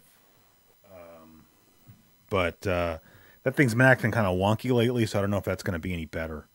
So, and then Morpheus says, "Is that a Malta beverage?" I don't know what that is. I'm drinking a beer, just full disclosure. I know I haven't been drinking beer much anymore, but you know, it was a 4-day weekend, which I turned into a 5-day weekend for 4th of July. So we bought a little bit of beer. So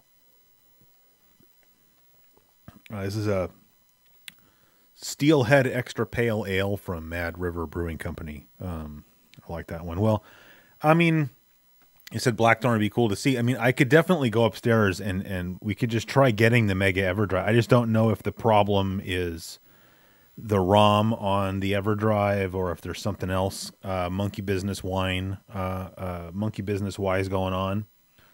So, I mean, go get the EverDrive. All right. I'm going to go get it real quick. I'll be back in just a second.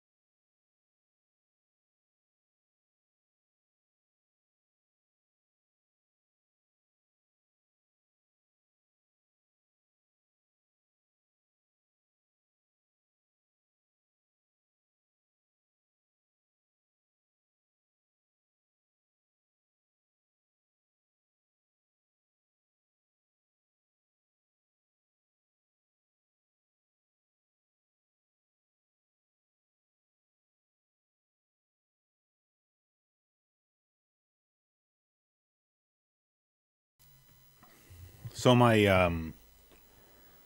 earbuds go down the back of my shirt, so I have to reach back there to unplug them and plug them back in whenever I get up. So that's lest anybody wonder what I was doing back there. I can tell you for sure what I wasn't doing back there. Okay, so we were playing on my original. It was just called an EverDrive because it was the first EverDrive that ever came out. So I went upstairs and I got my Mega EverDrive, which just sort of works when it feels like it. So this might not actually even be any better. So, but we can at least give it a shot and see what happens.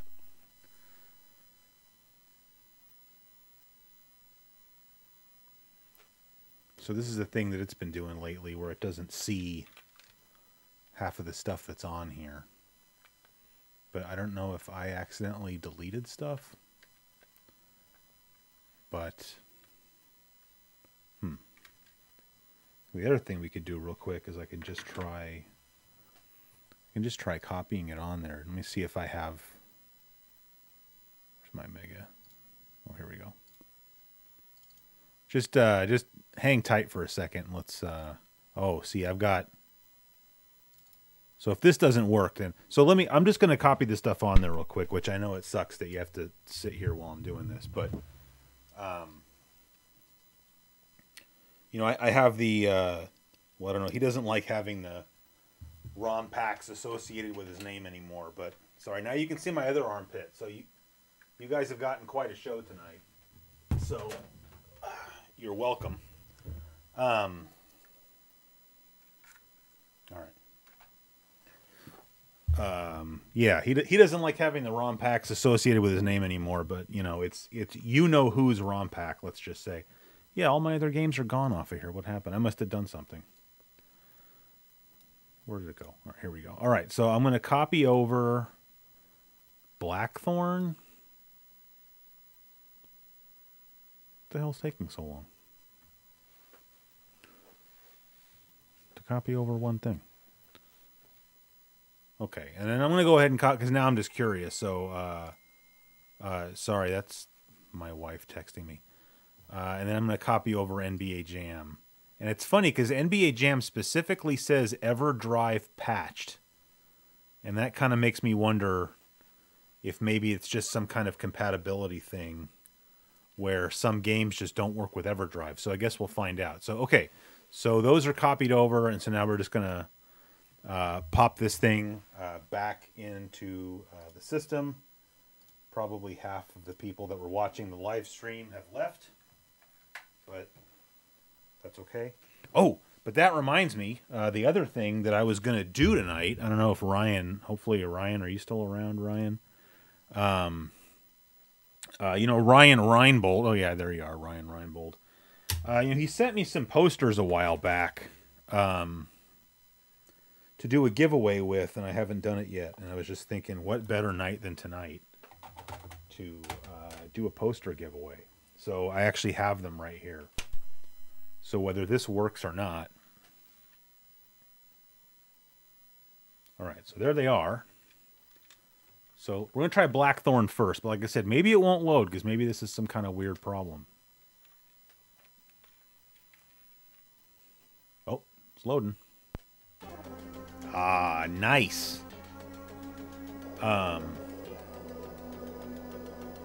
Okay, so we're in business as far as that goes. So, but before we start playing the game, since I teased everybody now, in fact, I'm going to switch the view back here real quick, but don't worry, we're going back to playing games here in just a second. So somebody can remind me if you want, I can't remember, did I show these posters on like one of the mail episodes, or I don't remember. We have to group these together in some logical way. And so basically what it is, just anybody who's interested in getting some of these posters, these are just the little foldy posters that would come free in like games and whatnot. Anybody that's interested in getting a poster, just shoot me an email, and you know, just put poster giveaway in the subject line.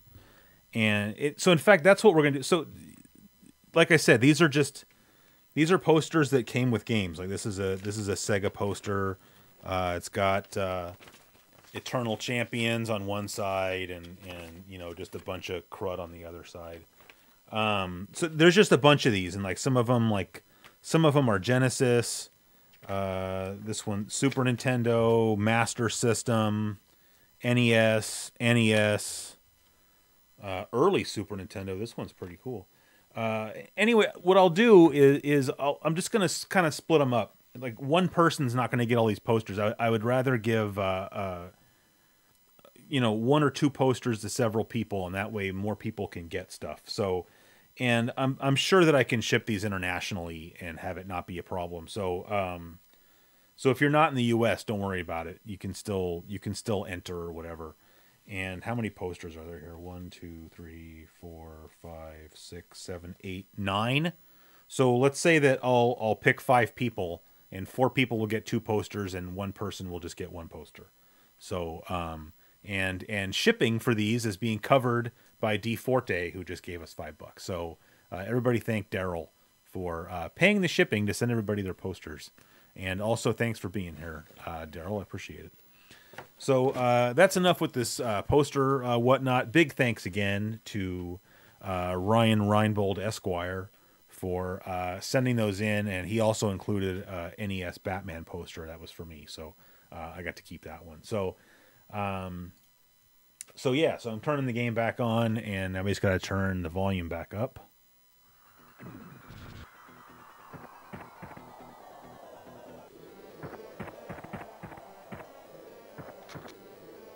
And speaking of, oh yeah, that's a very good question. Charles Sweet says, "What's the email?"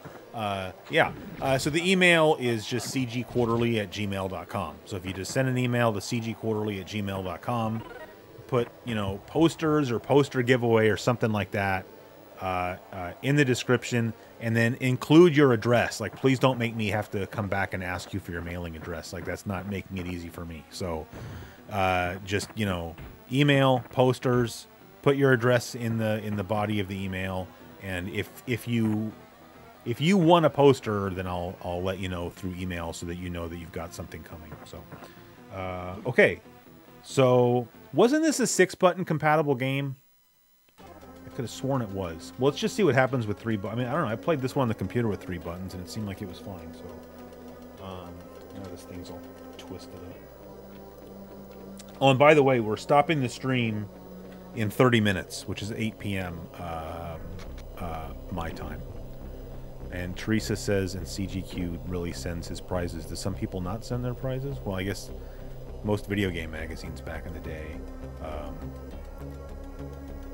didn't send their prizes, right? I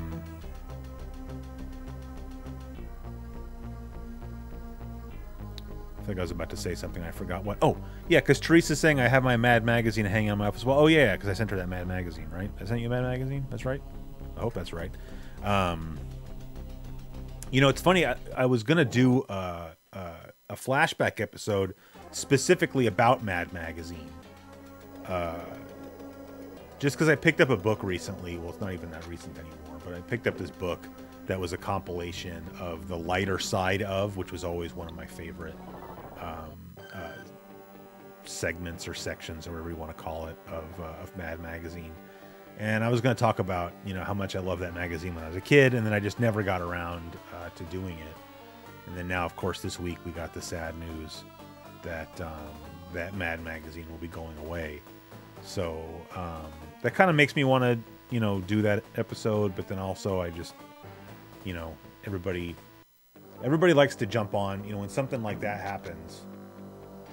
How do you jump?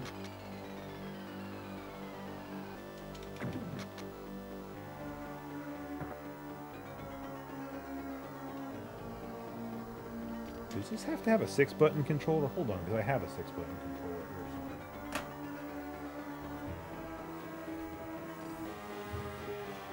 somewhere. Yeah, the 6-button controller right here.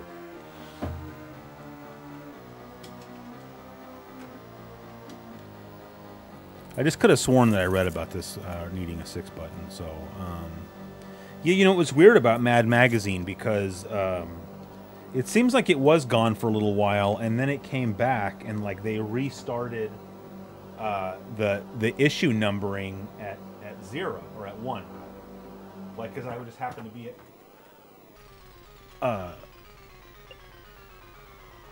I just happened to be at my local video game, or not video game, my local magazine store, and they had a Mad Magazine on the newsstand there, and it was issue number 1. And I didn't understand. I still am not really clear on what happened. Whether they had been bought out by somebody else and they wanted to restart it at 1. I don't really understand, but I think it only lasted something like 6 issues, because I got the I got whatever I guess is going to be the last issue of the magazine, and it was like issue number 6, and I guess there's not going to be any more. I don't really know, but You know, I kind of have my own opinions about why Mad Magazine is leaving, and I'm going to kind of keep them to myself. This one? No, I don't want to give up. Ah, see, you do need a 6-button controller, so I'm glad I plugged that in.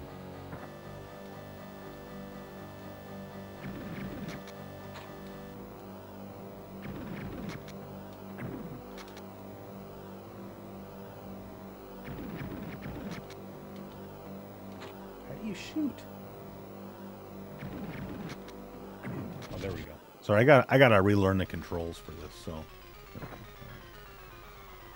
And plus the graphics for this game are super, like I know it probably looks dark on the stream, but it also just looks dark on the CRT. I mean, this is a very dark game in general.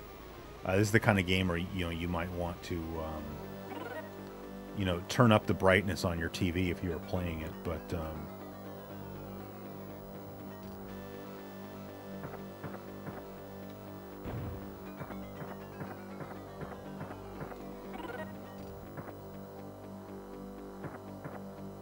how do you run?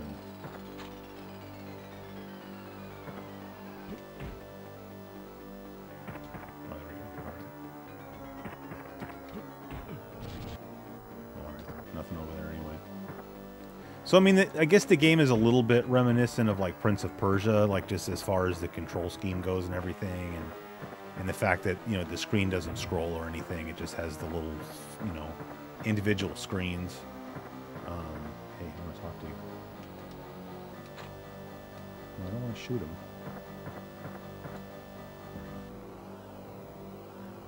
Alright, we got a healing potion, so that's good. Yeah, you're standing... There you go. Oh, D-Forte's leaving. Alright, well, thanks for stopping by, man. Appreciate it.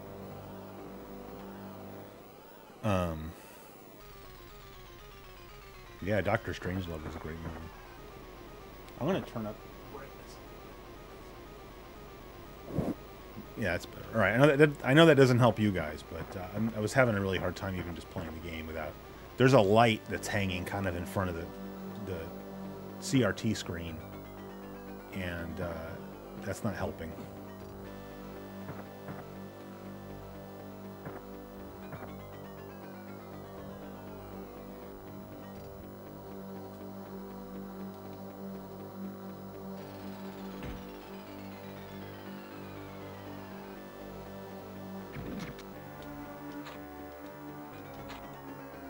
I forgot which button.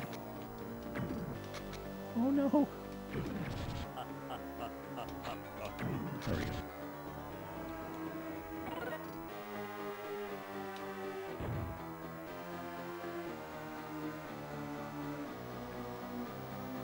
Oh crap, I might have needed that.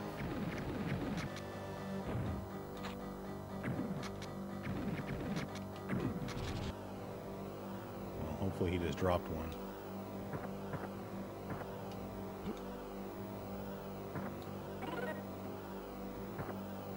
You can go down here, but I forgot on which side. Oh, cool.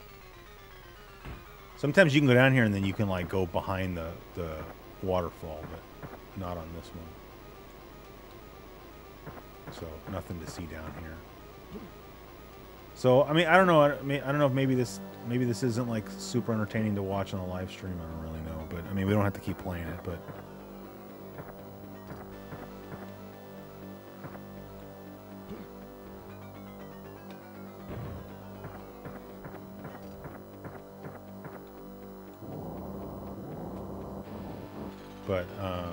oh yeah, so now we get to this. So this is password based, which is, it was password based on the computer as well. But yeah, Derek, I mean, this game is really, I spent a lot of time playing this game when I was younger. It was a game that was like natively compatible with my sound card. And it was just like, you know, if I was bored on like a weekend or something, it's the kind of game that, you know, I could sink my teeth into, as it were. Ooh, butthole. See, this guy takes 2 shots. That was my phone. Don't worry. Probably somebody was entering the poster giveaway. Thanks, Daryl. I appreciate it. And thanks for the $5 again. Full disclosure: I have not bought the thing for the PS2 yet, but I'm going to. But I found a different one on Amazon that I think's better anyway. So, but I am gonna buy it. Bye, Teresa. Thanks for hanging out. Yeah, Kiwi. You know, I don't think I've ever actually beaten Blackthorne. So, for as much as I played it back in the day, I don't believe I ever beat it. All right, so now we're gonna have to wait for this guy to move.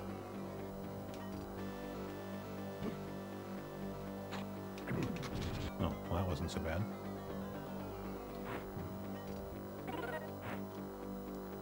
I don't know if we can go straight here or if we can only go down. All right, you can go straight in. Oh, see, we go straight here. We talk to this guy.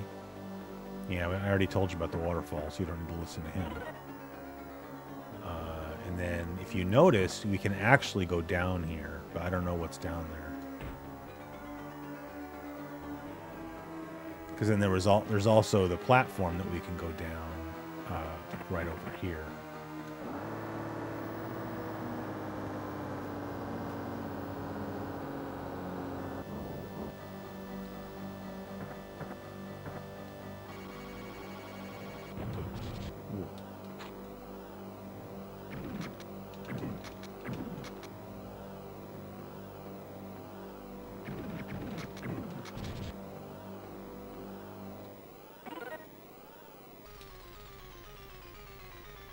So, I mean, you can see, I mean, it's like a side-scrolling action game, but it's a lot sort of slower. But I don't really mean that in a bad way. It's just a different kind of game.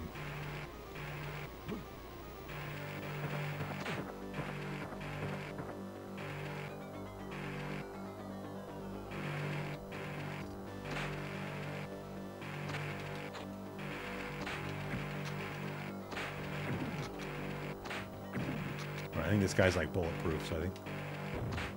Yeah, there you go.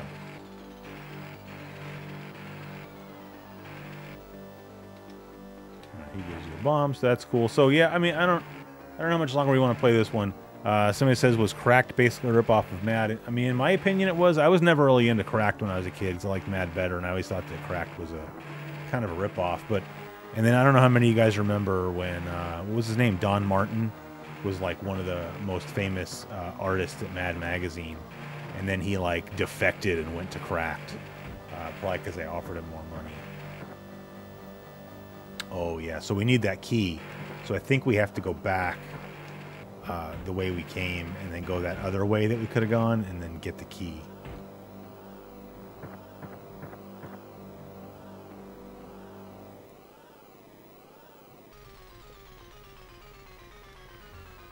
You love Don... Yeah, Don Martin did some really great cartoons.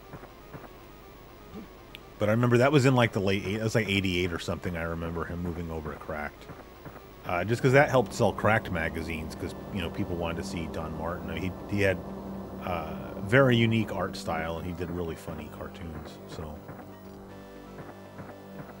all right, so now we're going to go down this way, because I think that's where we're going to find that key that we need.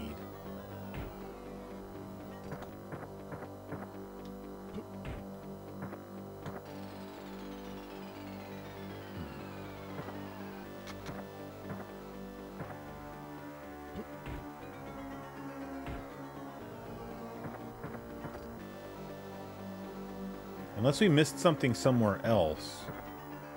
Because we have to blow up that generator from the other side. We can't get to it from this side. So I don't know, I think we might have missed something. But, I mean, we got about 15 minutes left for the stream anyway, so...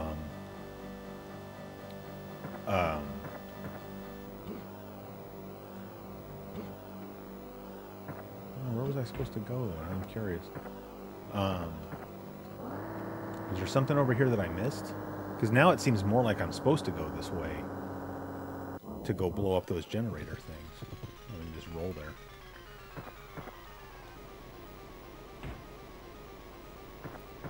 Did that drama happen in the 80s? If you're talking about the Cracked thing, that was in the 80s. Can we go this way?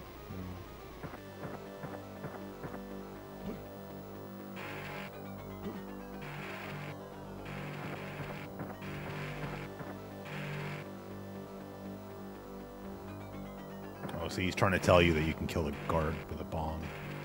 But there wasn't, like, this guard didn't have, like, a... Oh, see, there it is. Look, see? on the corner of the screen there, he has the key. So now we have the key.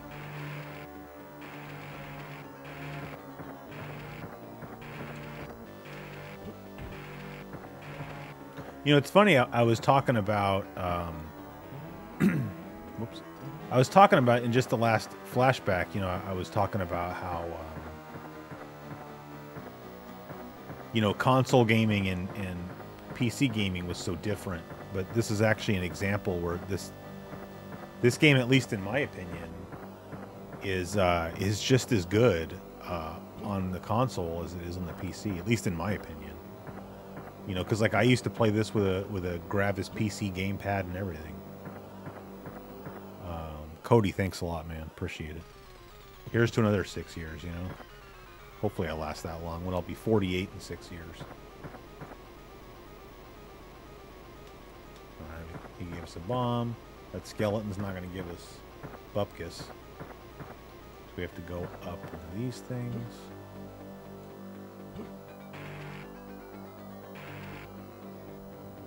Jump across here. Oh, wrong button. Talk to our friend. It's not hopeless, man.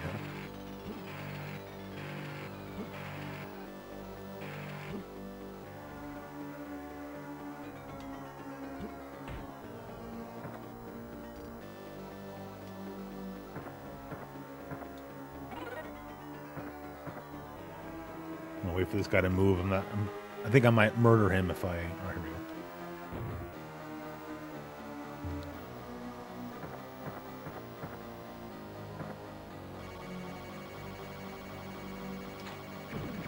Oh man. Well, killed our friend there. I'm gonna use my potion here. We need that.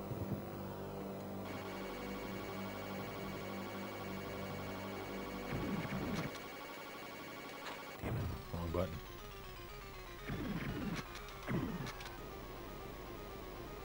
Shoot him one more time. There we go. Alright. Ah, good. We got another. That's another heal potion. Now let's go up the elevator here.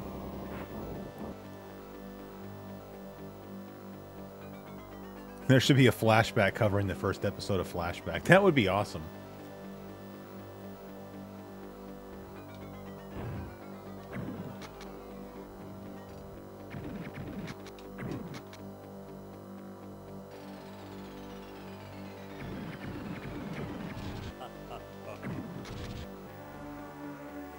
Hey Eric, what's up, man?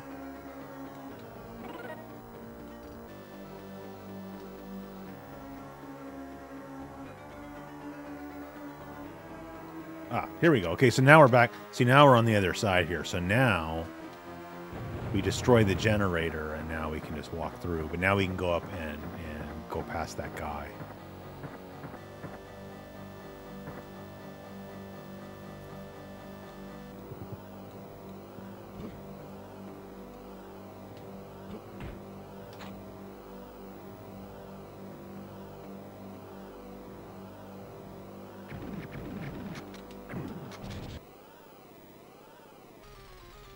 He didn't give us free anything. Okay.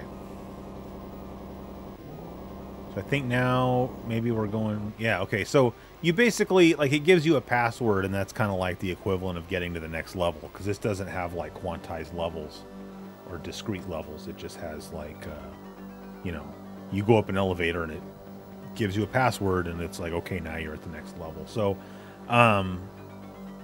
So I'm going to check the comments real quick, and then I would like to see if this version of NBA Jam that I put on this EverDrive works or not, because I'm curious. And then after that, we're going to have to call it a night, because it's been like 2 hours and 15 minutes. So I hope you guys all liked Blackthorne. And like I said, if Blackthorne looks like something you might be interested in, you can also play it on the PC. So you certainly don't need... It came out on the Super Nintendo as well, and I think there was even maybe one more platform that it came out on that I'm forgetting.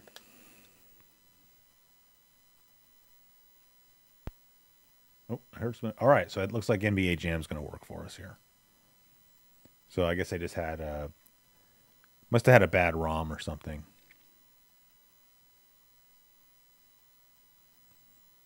QE said those magazines were expensive. Yeah, that was the kind of thing I'd blow my allowance money on, was a Mad magazine, or I'd try to get my dad to buy it for me.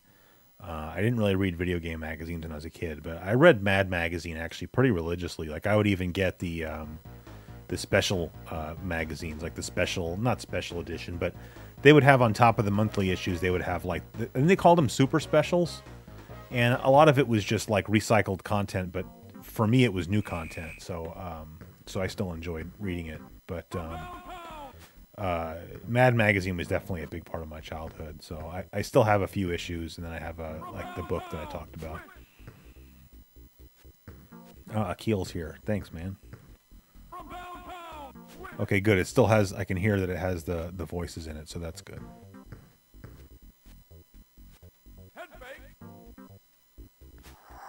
Isn't Johnny Millennium like 45 or 46? I'm not sure. He's definitely older than me, but not by a whole lot.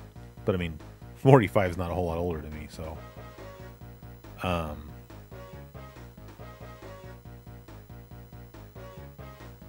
Yeah, Mike says Dreamcast had a few code names, Black Belt and Katana.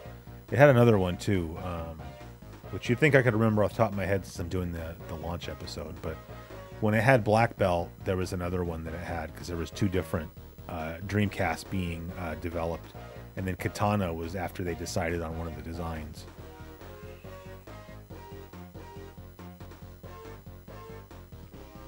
Man, I could totally go for some Mexican food. In fact, I might do that. So let's see if my wife wants to go out for tacos or something.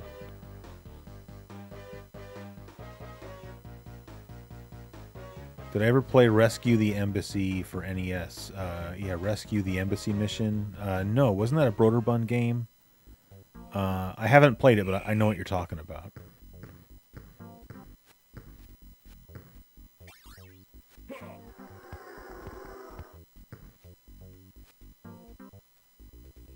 Daryl's saying, did you understand a lot of the humor in Mad Magazine when you were a kid? I understood some of it, and obviously not all of it. Some of it was, you know, required adult sensibilities, I guess, to understand. But yeah, I mean, some of it, I mean, certainly a kid can appreciate things like Spy versus Spy, or even a lot of the lighter side. Or I used to like reading the movie parodies. And, you know, those kind of work the same way as like a Looney Tunes cartoon. Like, there were some jokes that you were going to get as a kid, and other things that you didn't even realize were jokes because they would just like sail right over your head.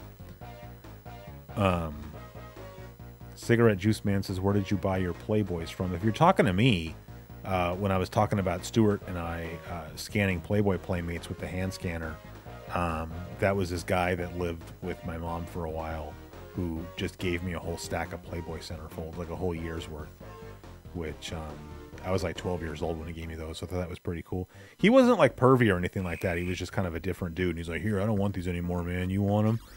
I was like, yeah. Did I ever get to play Mule? No, but I know how well regarded Mule is by people who have played it, so I would like to check it out. How do I feel about Jet Set Radio Future compared to the original? I have not played, well, I haven't played Future at all, and I really haven't played the original enough to have an opinion about it, to be honest. So yeah. All right, so let's play some NBA Jam. Sorry, I don't know the cheat codes to unlock the special characters. It'd be cool to be DJ Jazzy Jeff and the Fresh Prince.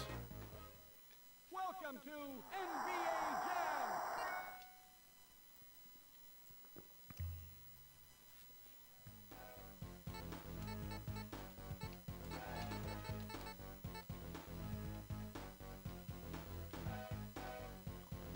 All right, just to be a homer, I'm going to be Sacramento.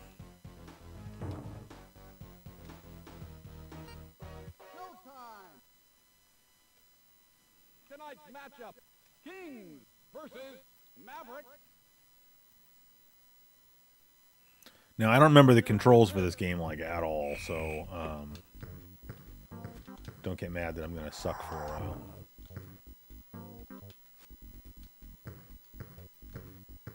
From the outside. All right, A is shoot.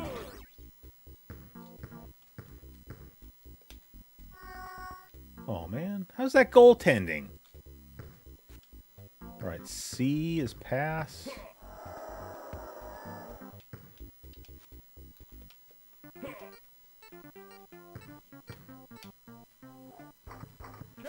Oh, man. Barely beat the shot clock. All right, B is to rough somebody up. Where did I say? C is pass. I don't know what. Whenever I'm playing like a video basketball game, like I'm always trying to shoot threes for some reason. Oh, you jerk! Nice. But like I like to play. I always say that I think NBA Live 95 is like the greatest basketball game ever made. Which I don't know if that's really true, but just for whatever reason, it's my favorite. And I'm just always trying to shoot three-pointers all day long.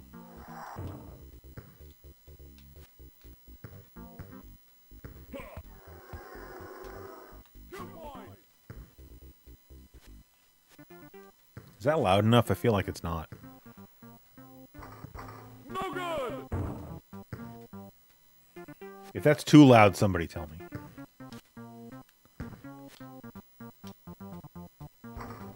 Oh, that was too pretty of a play not to go in. Head fake. 2 points.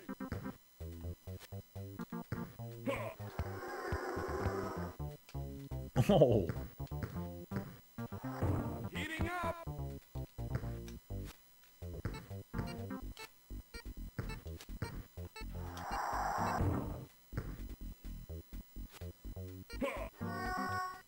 Oh, come on.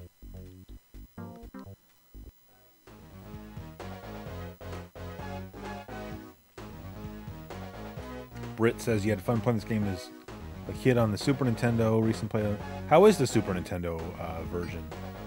Mujanga says, it's funny you say that, Mujanga, because I was at the store the other day. I was at a store that I like to go to that it's like a consignment toy store, and then they also sell used video games. And they had Ken Griffey Jr. Presents Major League Baseball, and I had it in my hand, and I didn't get it just because it wasn't in that good a condition. But earlier I was talking about the video game critic, and he liked that game.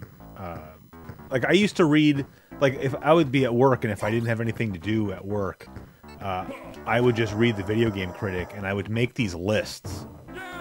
And it's funny, for whatever reason, I still have the lists, even though they were written on like little slips of paper. And I would just make lists of like all of like the Super Nintendo games or all of the TurboGrafx games that I just wanted to check out. Because I think that maybe by then like EverDrives had started coming out. Like maybe I had like the Genesis EverDrive. And so like I made a list of all the Genesis games I wanted to check out using the EverDrive. And I still have those lists somewhere. I don't know, in case I want to use them for something. I don't know. But I remember I made like a list of the Super Nintendo games, and he talked about Ken Griffey Jr. So.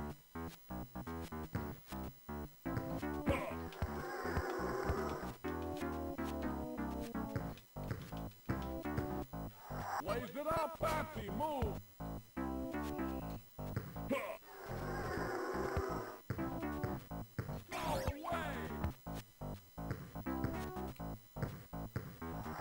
Blaze it up, sweet touch.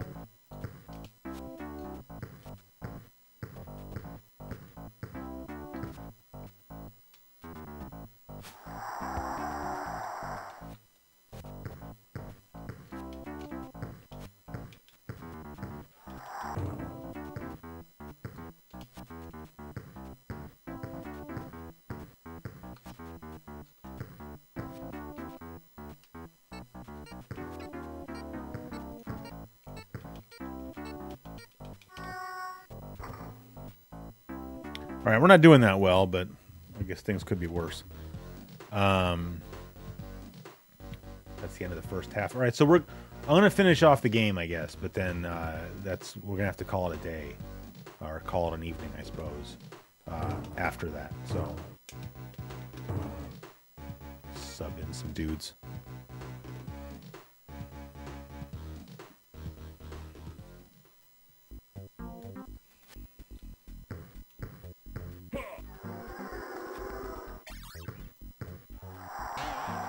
Oh my goodness. The rebound.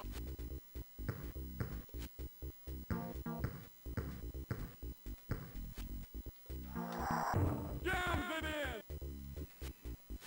Has anybody been on fire yet? I don't feel like I've heard that anybody's on fire. Intercepted. Oh, nice. About time. Slams it. I'm not sure I've heard Boom Shakalaka either.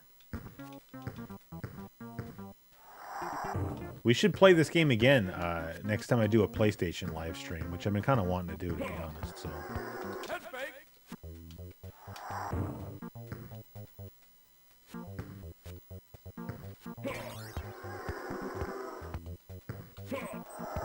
oh damn it!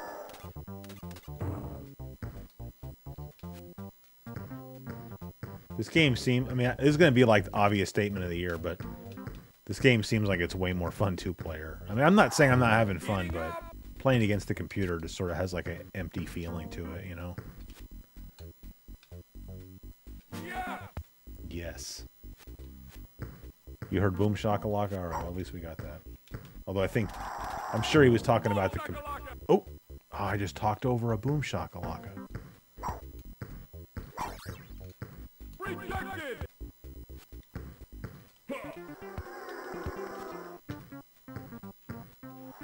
Heating up.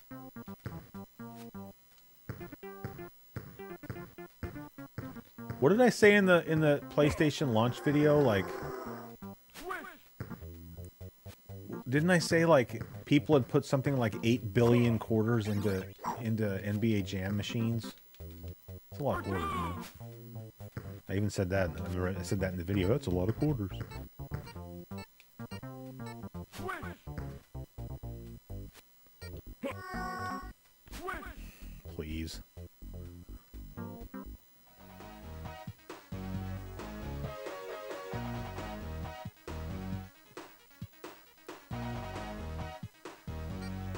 All right, last quarter of the game. Yeah, man, Bloody Divas.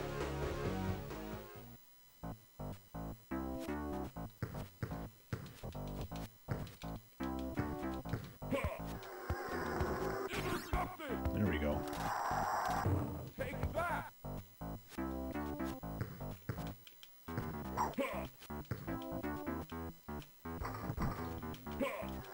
Take that.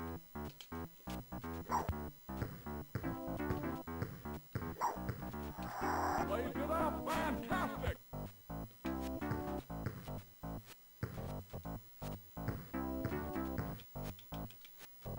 Hello.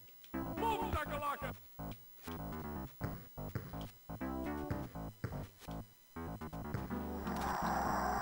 Boom shakalaka.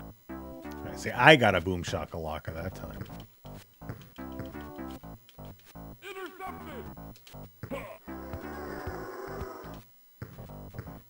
Rejected. Just trying to capitalize on an interception, you know? Boom shakalaka. Well, there you go.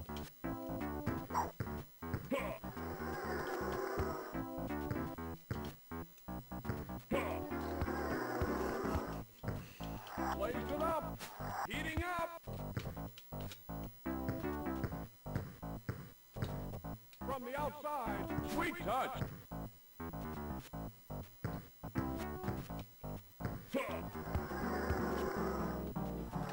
Rejected.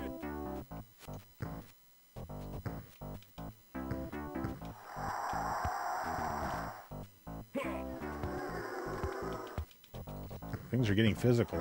Boom shakalaka.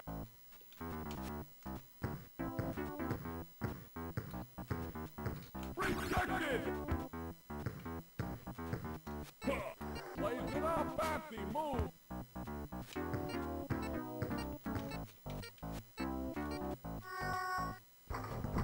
No good. Maverick. All right, that's the final score. Well, that was fun. Obviously, we didn't do well, but At least I didn't get to a point where I wanted to cuss at the computer like I do when I play NHL 94. So, so I guess that's the 32X for tonight. So I'm going to go ahead and turn that off and turn the view back. So I hope that was fun to watch for people. Thank you so much for coming out and hanging out and celebrating 6 years of Classic Gaming Quarterly with me. I really appreciate it. So for those of you who are members of the Discord, hopefully you'll come hang out in the Discord after the stream is over. And for those of you who aren't members of the Discord, you should become members. It's free. So you get some kind of little special status in there if you're a patron, but you don't have to be a patron to have Discord access. So yeah, I mean, that's pretty much all I have to say for tonight, I guess. I think I said everything I wanted to say really at the beginning. So yeah, just like I said, thanks for hanging out, and I'm going to keep working on the I love you too, Vinny. I'm going to keep working on the Dreamcast launch episode. I don't know when the next live stream will be, but sooner than later, I guess I would say. I'm not going to wait months or anything again, but I'm not saying there's going to be one next week either. So we'll see. Thanks for posting the link, Ryan. And yeah, so that's it for tonight. And everybody else have a good night. Good night.